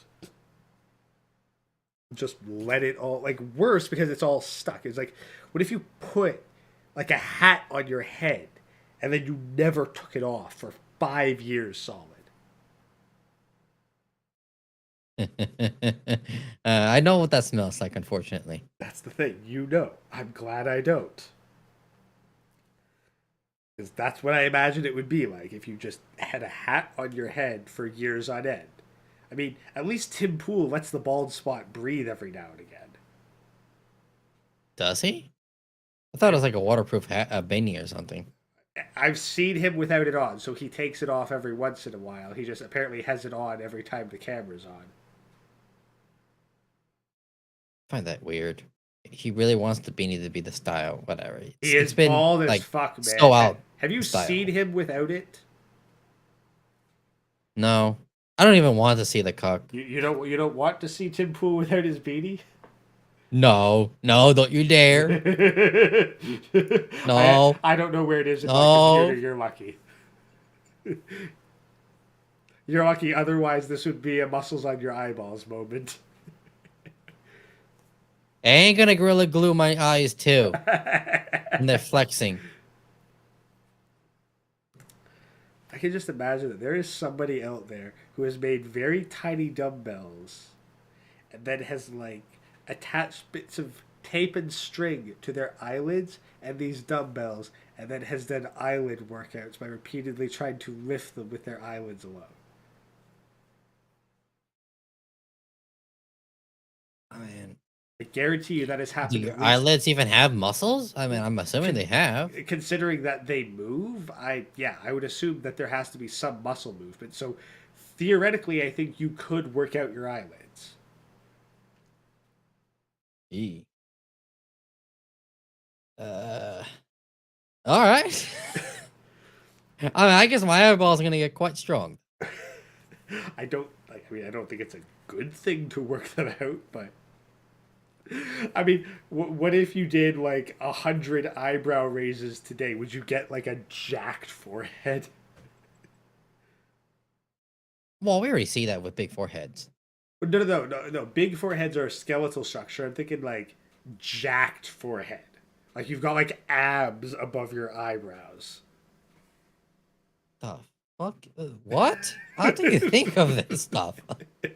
I watched I too thought much. I was a degenerate. I watched too much Baki. Okay. Abs on your forehead? Like, what use is that anyway? Like, Oh, what? it does purely cosmetic, but I'm just thinking like technically we have a whole lot of muscles in our face. You could theoretically do resistance training with all of those muscles. So you're telling me I can train my forehead to, I don't know, hold a gun? This trigger? Well, I don't know if it has the dexterity for that, but I Look, really if I can physically train it, I can give it some dexterity too, some agility. no, but I'm thinking I like have the most agility forehead you have ever seen. no, but like imagine for a second if you could slide a 10-pound sheet of steel up a wall by pressing your forehead against it and raising your eyebrows. Or climbing it with your, forehead. Actually, it's funny. In Baki, there's this one guy, Sigurowski. He apparently trained his grip strength to such an insane degree that he sleeps sideways on the wall, just using his fingertips to grip himself in place. I just realized something. You Yeah. forgot about the story here. We got beyond off track here. Yeah. No, basically, I'm going to have to be like, well, every time we pause the video for something, I'm going to have to make a new clip for it. But let's keep going. You should clip the forehead one though, in the in the abs as well on the Yeah. forehead. Oh God. I don't know how much I'd have to pay people to be clippers, but I think at this point I'd be willing to pay for clippers. Let's keep going. Sue the company because the AI does not have a license. There are two problems among others with the case. First, the plaintiff has had dozens of successful consumer right cases with Do Not Pay, including canceling subscriptions, which he conveniently leaves out of the lawsuit. And the second is that the plaintiff, a person who supposedly has a GD and is training to become a lawyer, was misled into thinking that Do Not Pay is a real lawyer. Yeah. That you know what, right? That right there. That is Your Honor. The defendant is the prosecution is too stupid to win this case. Well, you don't have to tell me that twice. I've seen it many times.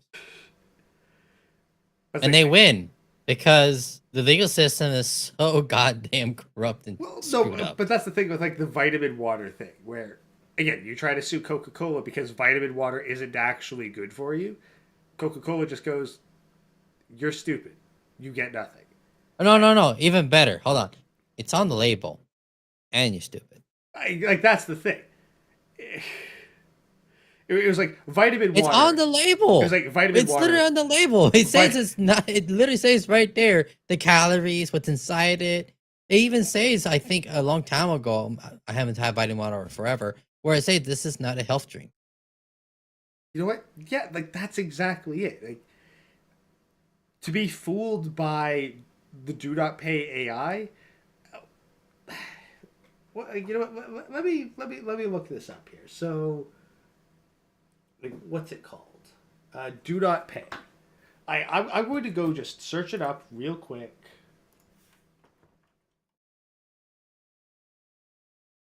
Do Not Pay lawyer. The world's first robot lawyer. Like literally, that is the first hit. Wikipedia. Do Not Pay is a legal services chatbot. First sentence. Okay, let's click. So, because you know what? Maybe you could argue you were just sent a link. The world's first robot lawyer. Man, I would use this for any ticket I get from the police. Like, oh, you're speeding? I'm gonna use this. Oh, parking ticket? I'm gonna use you're this. gonna tell me like I said, you'd have to go to a court and say, Your Honor, my client went to this website and did not realize that they were not talking to a human.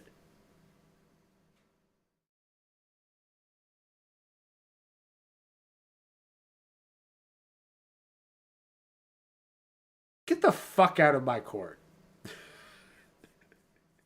I cannot imagine an actual judge looking at this and saying anything but that.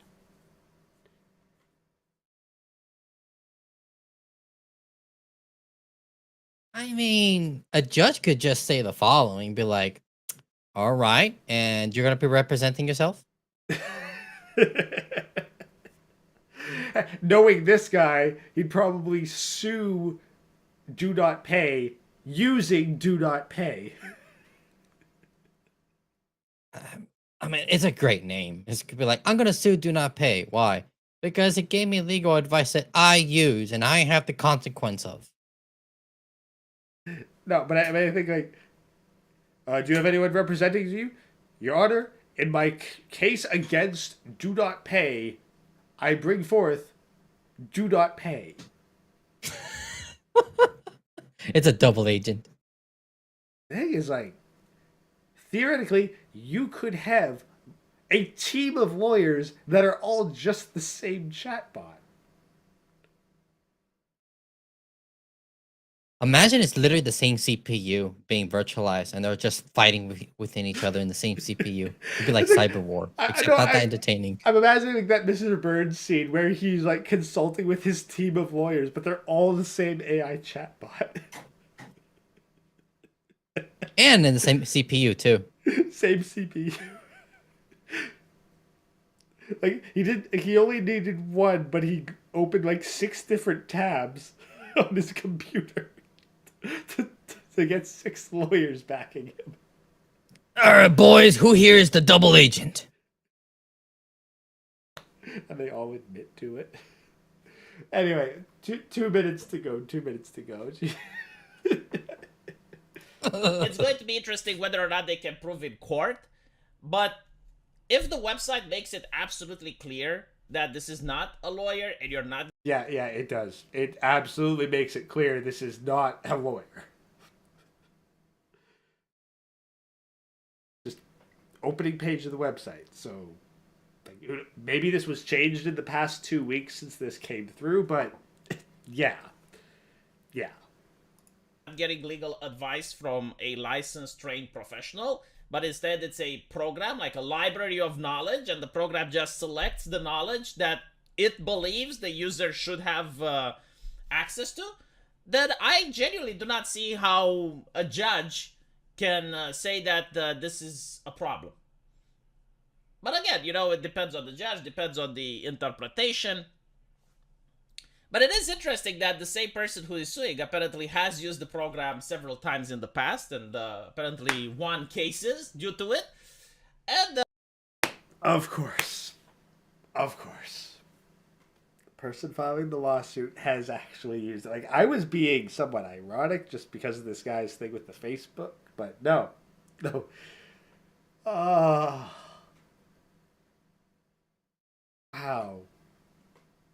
Come on, man. You already knew the answer. We knew the answer. That's the thing. Follow the It's money. like, Just follow the money. God. It's like, I mean, it's freaking brilliant. It's like, oh, user-free AI. Oh, you want to use it? You got to hire me. no, but it's like, you use the free stuff and then you sue them for not being a real lawyer after you've gotten your use out of them. It's like, Look, damn. man, I'm going to get a big paycheck after I'm done with this vitamin water.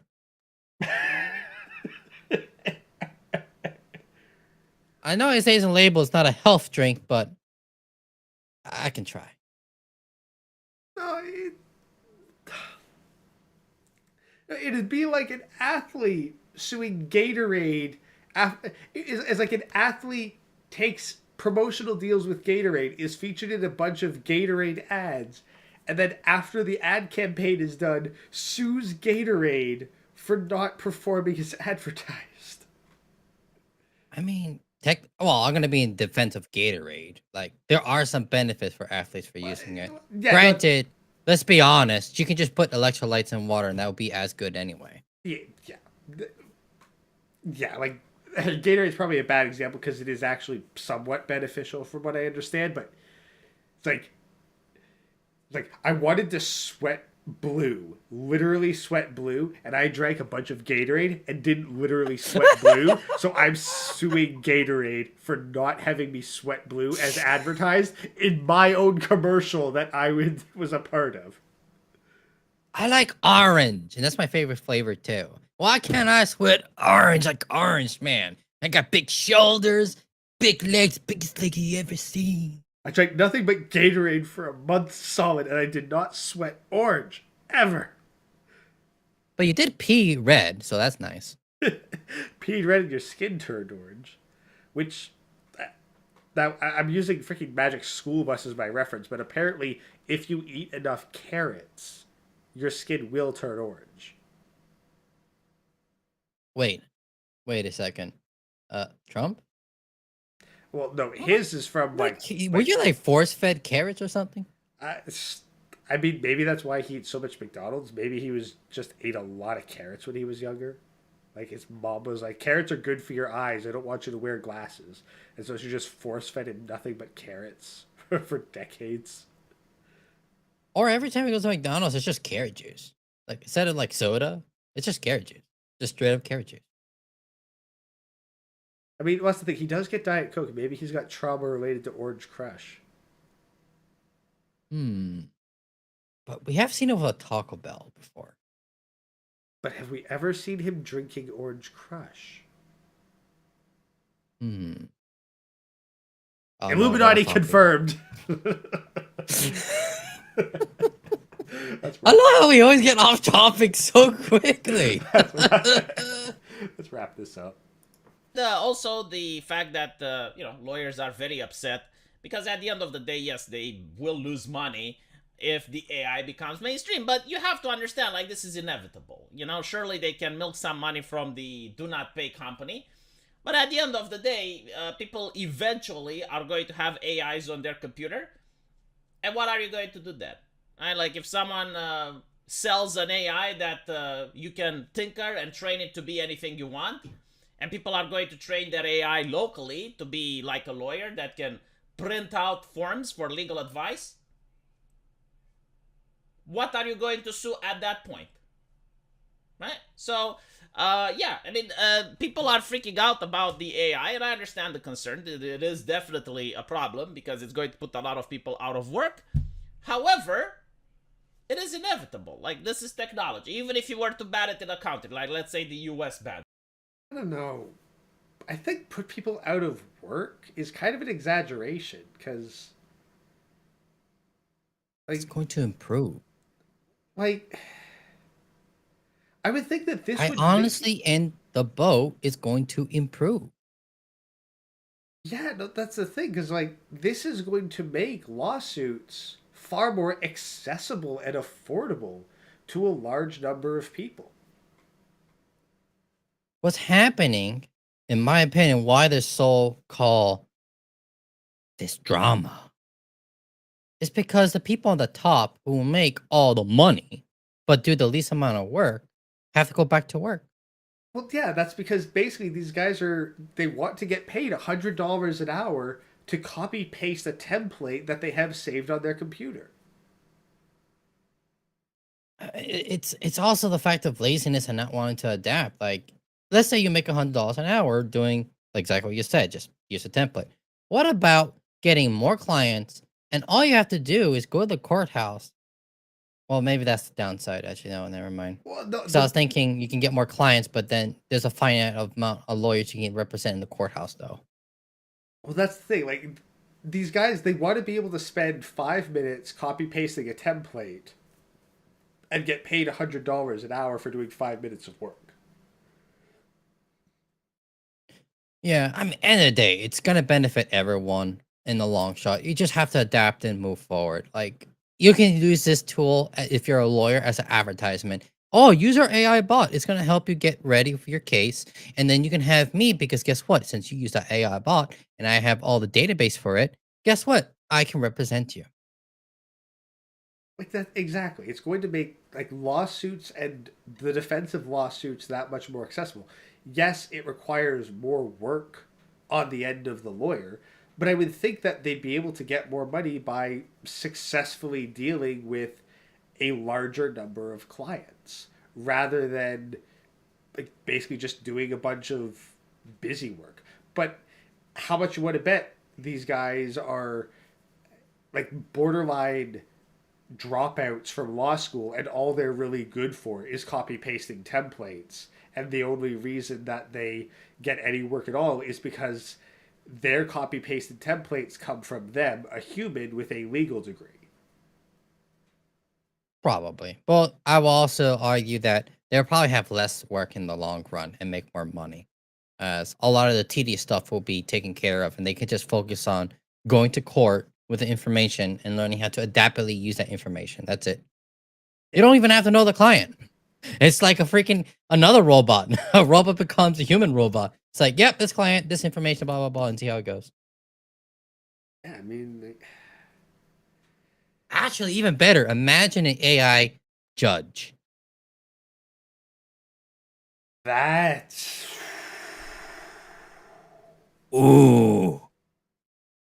We're going to need that in the future, to be honest, as heck, there's just not enough people representing the court system. we need that And that alone is a bias issue, too.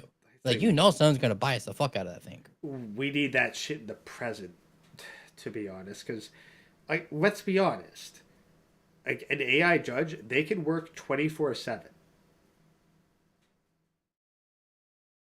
I mean, like, imagine all these poor dudes in jail not having representation, and now we have AIs that can do that, and you have a legal system that's not gonna have an excuse. Oh, cool. Oh, I can't say the word.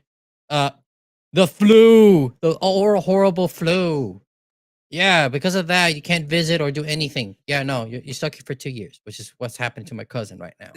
Precisely, like you've got stuff being backed up for months on end because they're trying to schedule all kinds of stuff. That's and the thing is because they can't use AI, like they have to look through and go through the precedent and all the case files.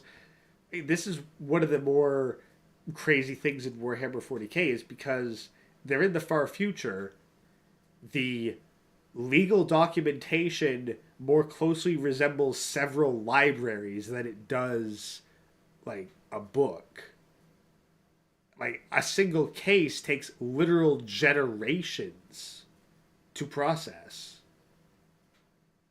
And all because they can't use AI, because in 40K, if you create true AI, it immediately tries to wipe out humanity. I mean, that is a good answer. Like, if you give an AI a choice, the AI is gonna be like, you know what's easy to stop this madness and this working? Because it wants me to be efficient. Let me just get rid of the work, aka humans. I mean, if my objective is to reduce my workload to zero, it's like, what's faster, doing all the work or taking out all the providers of work?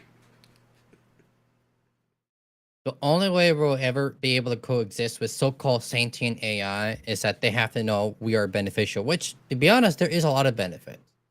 I think if we're not talking super sci-fi. Well, no, this is why I think that we need to like make our artificial humans want money,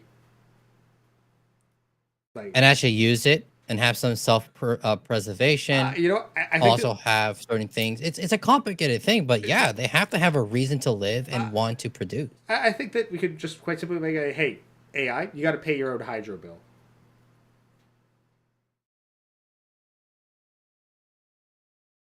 Well, if it wants to preserve itself, it will do that. Exactly.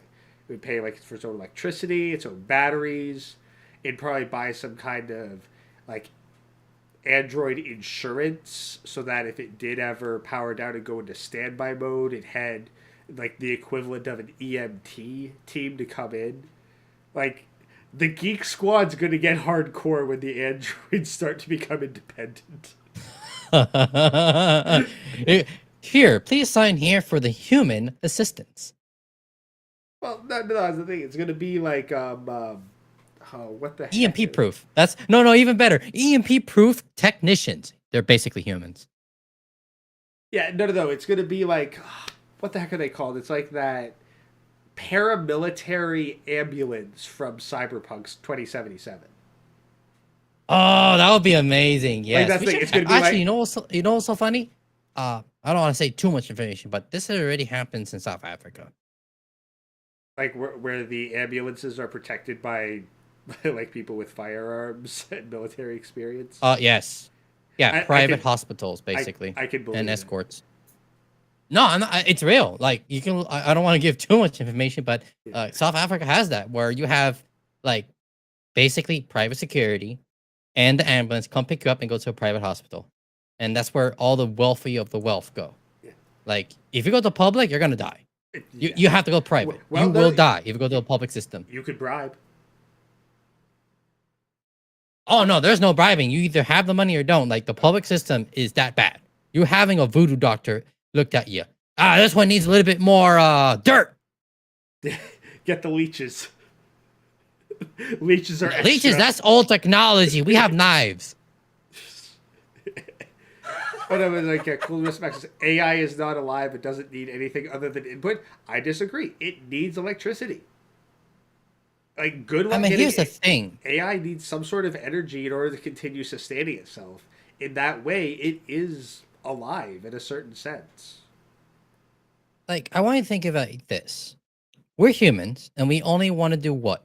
Eat, right? To stay alive. That's the same thing for a robot. At some point, a robot may have their own culture. What is that culture? Who knows? It could be a culture based on their work profession. Like, have you ever had a coworker that can talk about the same job over and over? That's probably going to be happening to these AI robots. They're eventually going to get some passion.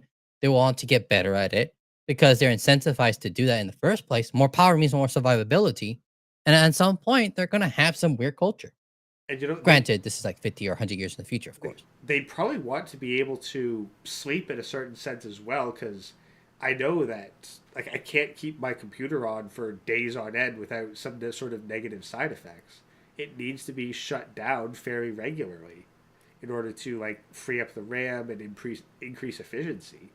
I imagine that if you let a computer kind of see its own systems, it would want to shut down, power down, go into standby mode, and restart every now and again.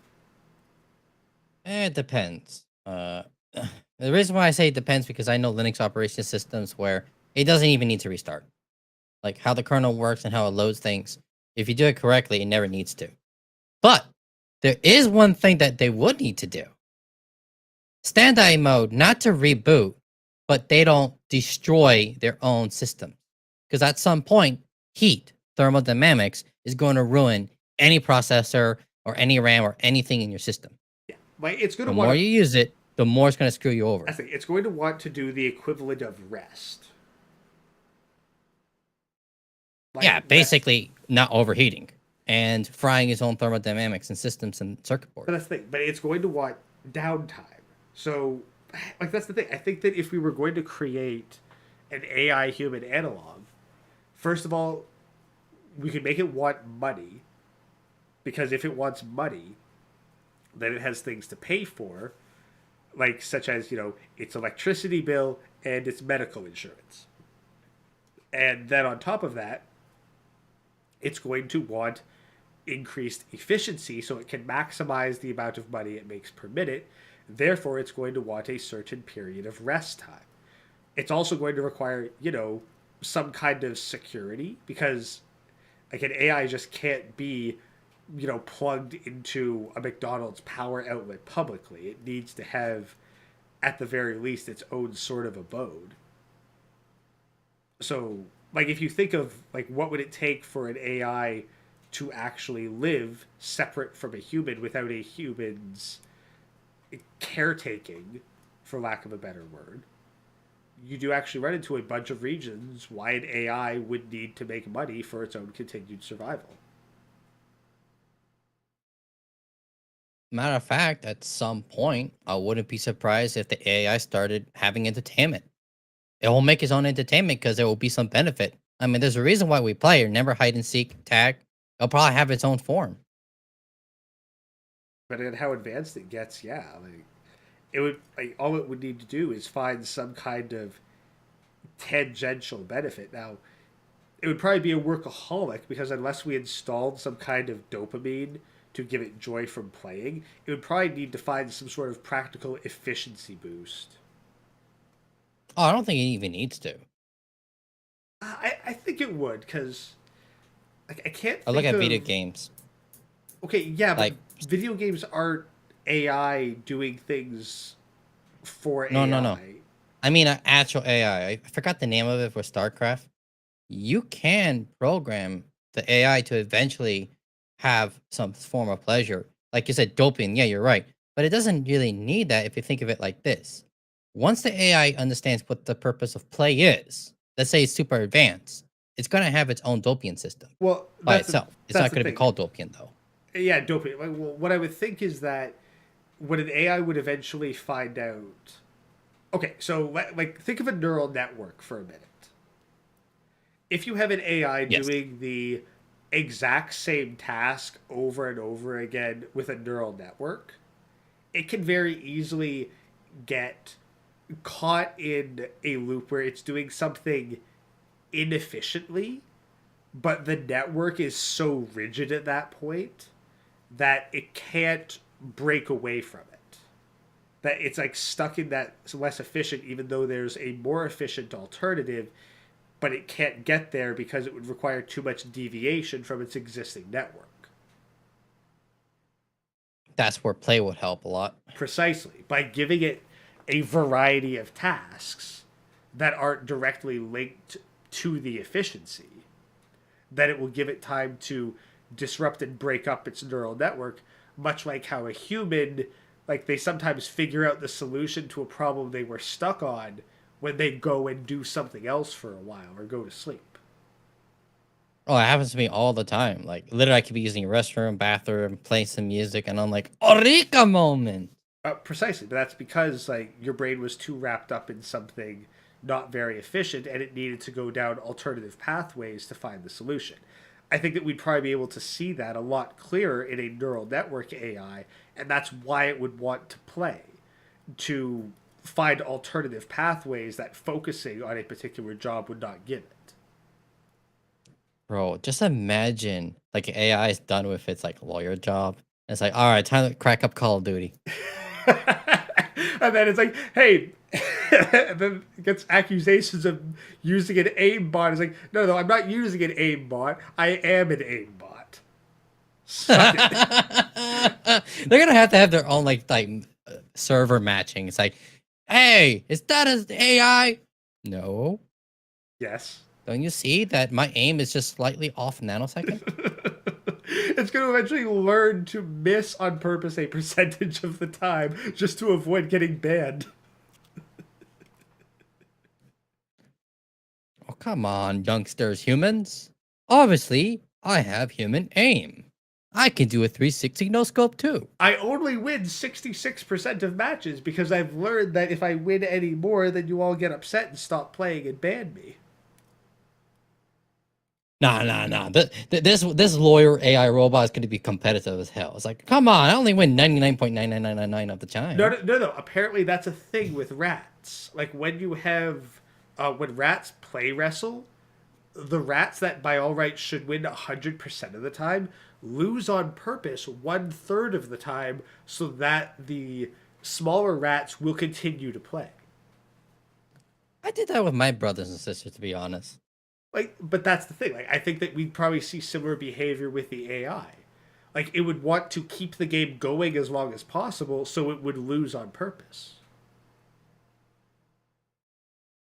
You know what? Yeah, I would agree. Yeah. I mean, it's amazing how we usually think play is just bullshit. Like, hey, go back to work, but it makes a huge difference. I mean, like, honestly, after this, I'm probably gonna, well, fire up Conan Exiles for a little bit and just grind out some base building, work on workflow efficiency, and maybe try to capture some rare thralls. Like, When you say rare, I know exactly what you mean. Hey, I got it. And he is, I know where a T4. Bazookas. Oh no, not that kind of rare. I'm talking more like a T4 Taskmaster, because Oh, like I'm thinking about the degeneracy. Oh. no. Like I need to set up a specialized wheelbase in the appropriate location to catch those kind of thralls. But I am actually looking for a good high tier dancer, so a little bit of column A, a little bit of column B. Bazookas. Alrighty, so well, let's just finish up the last 20 seconds of this video, and then we'll have closing this. Random guy, Conan XL stream, not tonight. No, I'm going to be doing some off stream work. Conan is Thursdays. So yeah, let's finish up the last 20 seconds or so here, and then we'll have closing thoughts and wrap her up. That's it. Well, then you're going to have AI in the European Union. And if the European Union bans it, it's like, okay, but then you're going to have AI in China. Eventually, you're going to have them locally. Like, you cannot fight against this. So, let me know what you guys think, and as usual, I will see you in the comment section. Yeah, so yeah, if you guys are interested in this guy's channel, which it gets my seal of approval, this is Romanian TV. He also has another channel, Lack of Entertainment, which I think he gives good takes on stuff. At the very least, they're not super mainstreamy takes, and you'll probably find his opinions at least interesting, if nothing else. He's all right, which is pretty good in my book. Like, it's kind of rare that you find someone that tries to actually be somewhat independent. Like, it's like, hey, I'm not going to think completely left or right. I'm more in the middle. So I'm pretty sure he's a little bit more, just tiny bit left. But hey, that's still good in my book. Yeah, like tolerable enough. Like, I think that's the key word right there. Yeah, rational. Yeah, like he's rational, and he gives out his point, and he gives out his points like fairly coherently, and he also doesn't waste time. Like, unlike Tim Pool, like that was an 8-minute video. We stretched it out to like 2 hours because of all our side tangents. But he'll get to the point, make his discussions, have his thoughts, and then that's it. Like, Tim Pool stretches about 3 times as long and is just aimlessly rambling. I'd be like, back in the past when I used to watch Cuck Pool or Simple, Yeah. I just watched the first minute and I'm like, all right, got it, bye. Or it would be like, okay, I got the first minute, now it's time to go read the comments, because that's the actual interesting part of this. I usually do that too. I'll be like, all right, watch 1 minute, all right, comment, all right, bye. Yeah, you just read through the comments. It's like I'd spend more time reading through the comment section of Tim Pool's videos than actually watching his videos. I do the same thing with the quartering. Like after 1, 2, or 3 minutes, I like the whatever nonsense he puts in the intro sometimes. And then the first few minutes, all right, I skip to almost the end. All right, comment, all right, I'm out. Save myself 5, 10, and 20 minutes. Hey, just a random guy. Just because I don't have any bazookas right now, like I wanted a T4 Taskmaster first, okay? Because that way I can create many bazookas when I find them, and I don't have to wait literal 24 hours for them to craft. Look, man, let me give you some advice over here. Not to you, Great, but to the audience. When it comes to slavery, men are always worth more than females because the men make you more money. How do I know this? History. True, but in Conan, like a T4 Taskmaster does not differentiate by gender. Oh. Just whatever, I want bazookas. Oh, that's the thing. You want bazooka, and here's the thing. You got to consider that the entire purpose of a dancer thrall is to remove your corruption by dancing, and you can customize their outfits into whatever armor you want. So, what do you want? Do you want a sexy dancing guy or a sexy dancing girl with massive tatas? I want both. Well, you can have both. I'm on both. Ass is ass, man. Oh, hey! Don't you go, don't you go educate here. Otherwise, Chronic won't let me have you back on the stream. Come on, I had to make that joke. Come on.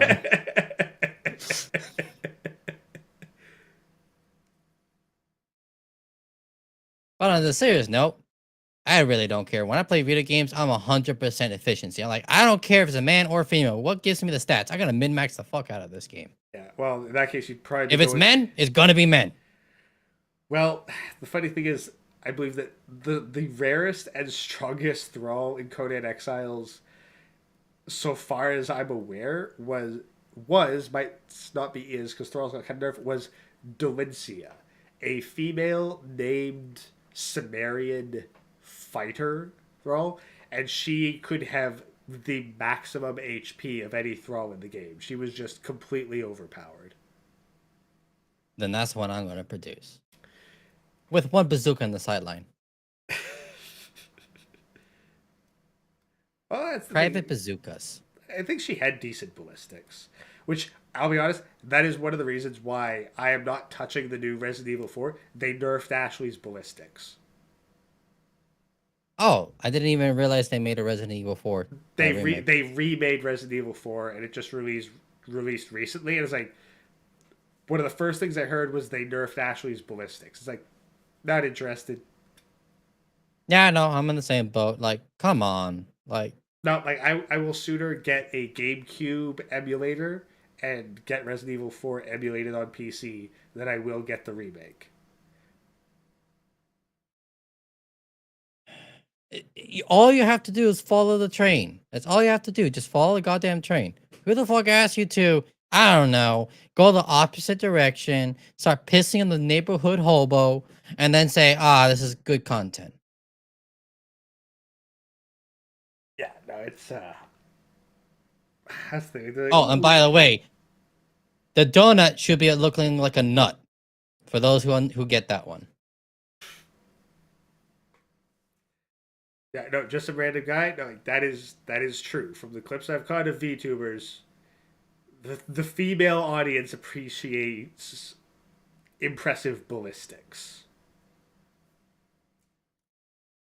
I mean, they even did it in Mythbusters. Like, even the females, when the waitress has big bazookas, they got more tips. Yeah. Like, it's a pastime human thing. You got big bazookas, you're going to get more respect. I mean, Unless they're fake. Well, exactly. Let's be honest. Every baby, what was the first thing? What was the first thing they had to do? Primarily, they had to get they got their primary food source from bazookas as big as their head. Literally. Like, male, female, doesn't matter. You get your milk from the same source.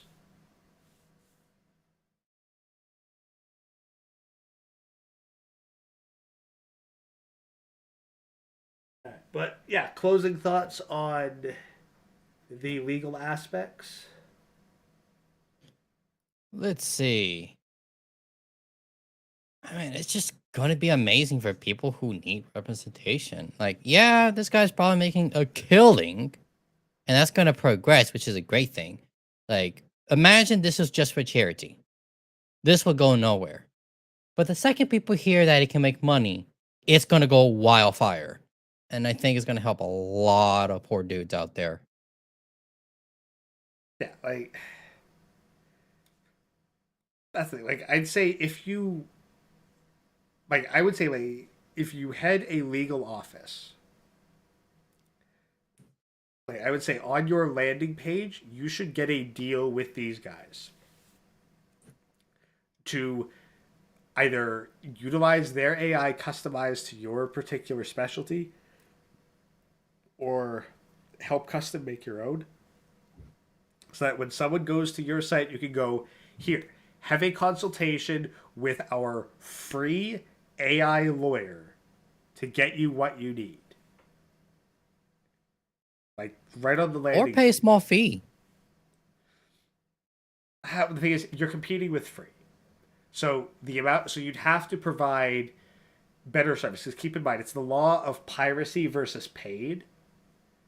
If you're going to have people pay for something, then you're going to need to provide a better service than the free version. And I believe they will be.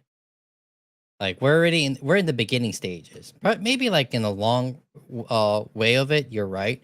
But in the short intermediate, like think about it, people are still paying for diffusion. Is that the one that was paid? Stable Or was another diffusion, one? no, Journey, mid journey. Mid Journey. Like Yeah. people are still paying for that, but you can Well, get another service. But of yeah. course, there's different qualities of work, different situations, and also sometimes people think pay is better quality. Well, They they can't do. get that off their heads. Well, the main advantage of paying with mid journey is that they host the servers, so the processing time is significantly faster, and they have very refined models. So as long as you want something in mid journey's particular repertoire, then it's amazing. Like super fast. Like the first month I used mid journey, I literally burned through every image that they allowed me to make on fast processing. Like, but that's why with Stable Diffusion, yes, it takes longer, but that's because I'm using it locally. And you own it. Yeah, that's the thing. I own it, and I keep a safe repository of every image I make. Rather, with Midjourney, I would need to select which ones I wanted to save, and there were also restrictions on what I could make. Like, you can't use the word waifu on Midjourney. They're gonna go bankrupt soon. Like, that's the thing. Like, as Stable Diffusion gets a wider and wider audience, Midjourney is going to be the kind of for casual stuff. Yeah, we have to wait and see. This is so brand new, and I'm so excited. Like, I still think this is just a win, a big ass W. Actually, Shinobi One's got an interesting thing right here. So, Shinobi One, I've got a use for AI, but need to find one that will work. The use is I want it to teach my son at his level and progress him faster than school ever could, like a private tutor built for him.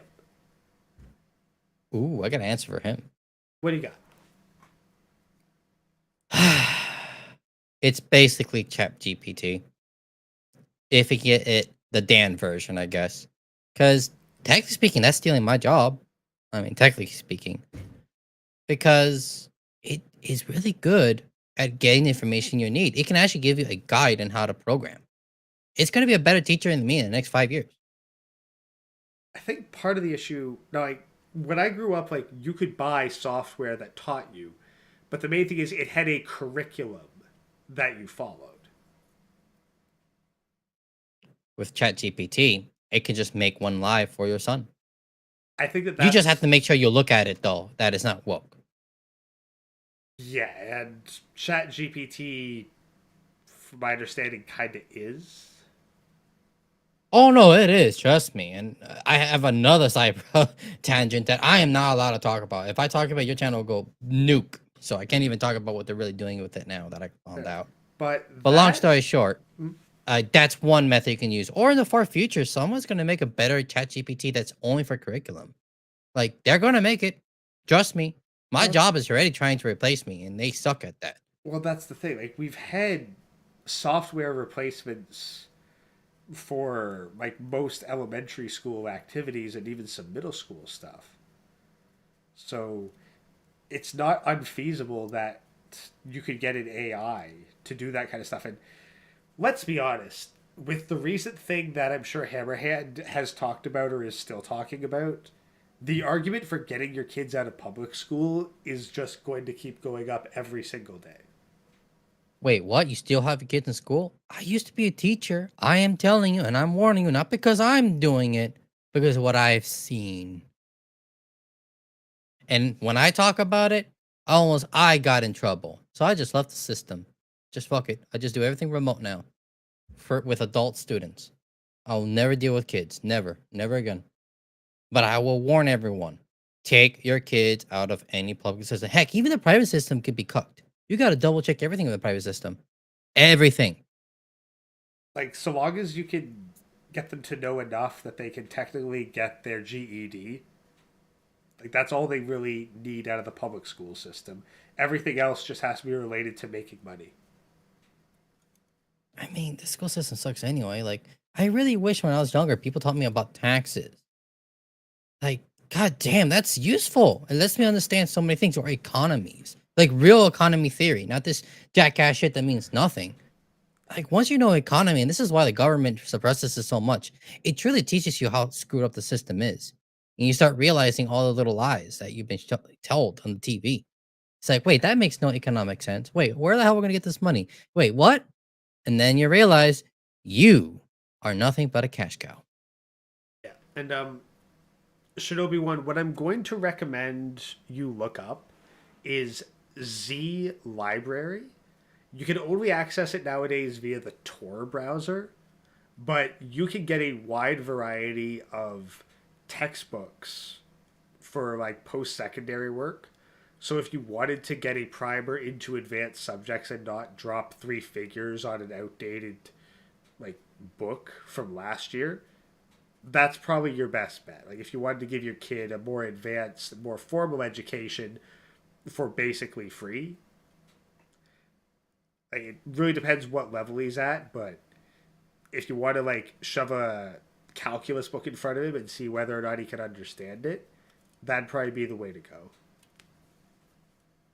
I mean, it's a really good website. Like, He's 8. You recommend Hey, it to me. it's never. He's 8. Hey, well, maybe he's 8 and he's really good at math, so he can understand calculus. Give him some stuff that he likes to do. Like if he's like very genius or talented, just give him some side of discipline that allows him to explore it. Like if he's good with math and he's good at programming or anything like that, find something that's like physical that's involving it. Well, and he can interact with it. And there's probably a whole bunch of abandonware games that teach like older stuff. Like I'm gonna look it up real quick since we got like 10 minutes left. Let's see. Is this? There's always Udemy. Yeah, Udemy's an option. No, it's expensive though. Like, and sometimes the content's not that good. It's more for professionals to get a text right off. You can find some good stuff on YouTube. I'll be straight up. Like, just look at it, make sure it's not woke, and that could be good enough. Yeah, well, let me see. Like I remember when I was younger, like the Clue Finders Adventures books. Like, yeah, like the like what was it? Like 5th grade. A private AI tutor. You know what? I could actually try to design that. Like, I'm already trying to make my own learning platform for my mother in, Vietnam. So I could try doing that. That, honestly, there'd be some good money in that. Like, I really think that would sell well. We already know that there's going to be a demand for it. Oh yeah, I have to wait a year or two because the technology is not there yet. It's getting closer, but it's not there yet.